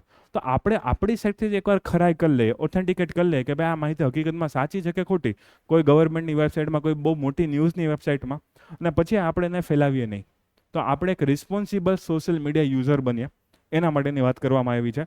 પછી ડીફેક્ટ ડિટેક્શનની ટેકનોલોજી બનાવી કે ચલો આ લોકો વોટરમાર્ક કદાચ ના મૂકે, બધી કંપનીવાળા માને નહીં, તો સરકારે અથવા તો મીડિયાવાળે શું કરવું પડશે, પોતાની એક ટેકનોલોજી બનાવવી પડે કે જે ઓરિજિનલ વિડીયોમાં અને ડીપફેક વિડીયોમાં ફેરફાર કરી શકે. એના માટે કદાચ આપણે ફ્યુચરમાં બ્લોકચેનનો પણ ઉપયોગ કરી શકીએ છીએ કે ભાઈ આ મેસેજ ક્યાંથી ફેલાનો સ્ટાર્ટ થયો, કઈ જગ્યાથી એડિટ થઈને આવેલો હતો, કે બ્લોકચેનમાં કેમ કે એક બ્લોક સ્ટોર થતા હોય છે.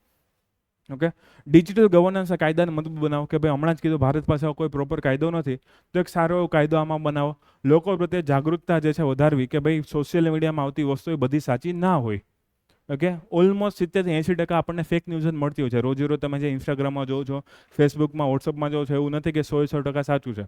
કોઈનું કદાચ સારી ન્યૂઝ ચેનલ ફોલો કરતો હશે તો સારી ન્યૂઝ આવતી હશે, પણ ગમે જેવી તેવી મીડિયાની ચેનલ ફોલો કરતા હોય કે ગમે ફોલો કરતા હોય તો બની શકે કે ફેક ન્યૂઝ અથવા તો ફેક વિડીયોઝ એમાં આવતા હોય છે.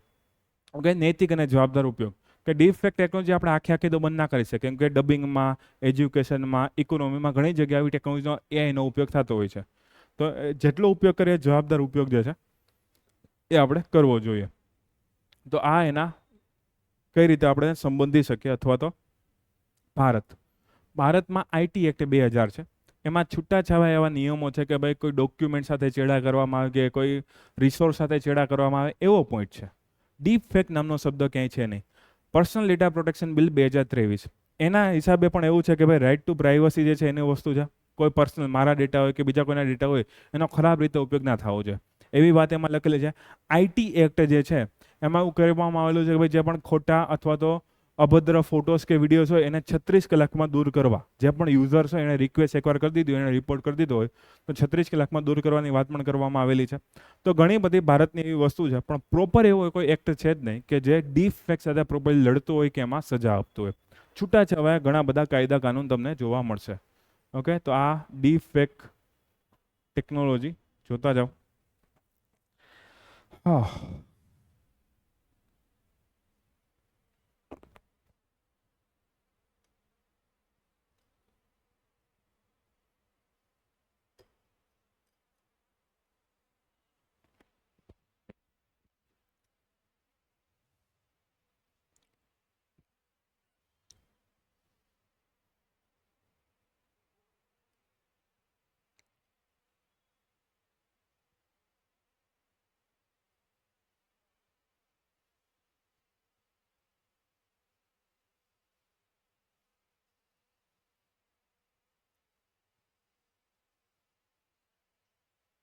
Okay, next slide.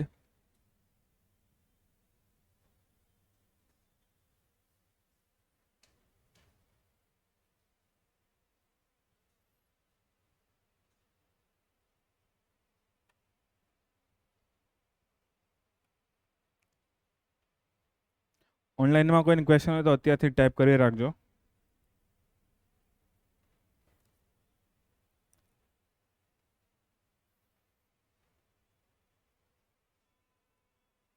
ઓકે, આગળ. આ પ્રોસેસ પૂછવાની શક્યતા ઓછી છે. આ તો મેં સમજાવવા માટે છે, એટલે આ તમને અત્યારે વાંચવાનો ટાઈમ નથી આવતો. ઉપયોગો જોતા જાઓ.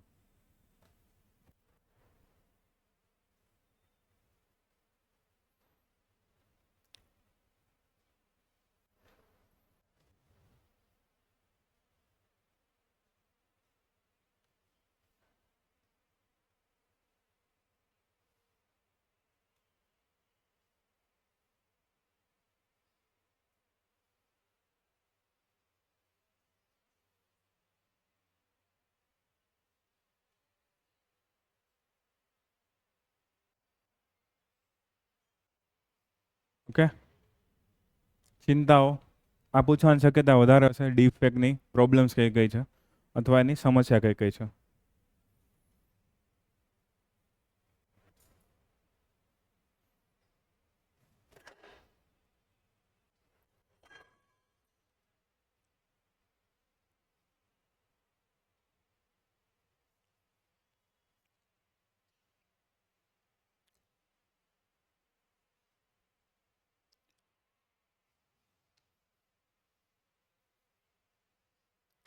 ઓકે, આગળ.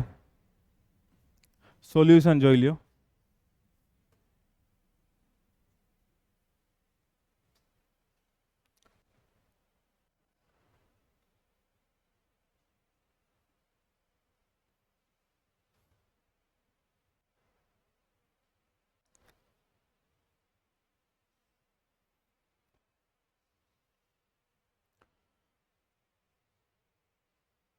રેડી? તો ઓનલાઈનમાં સેશન એન્ડ કરું છું. કોઈને ક્વેશ્ચન હોય તો પૂછી લ્યો ફટાફટ.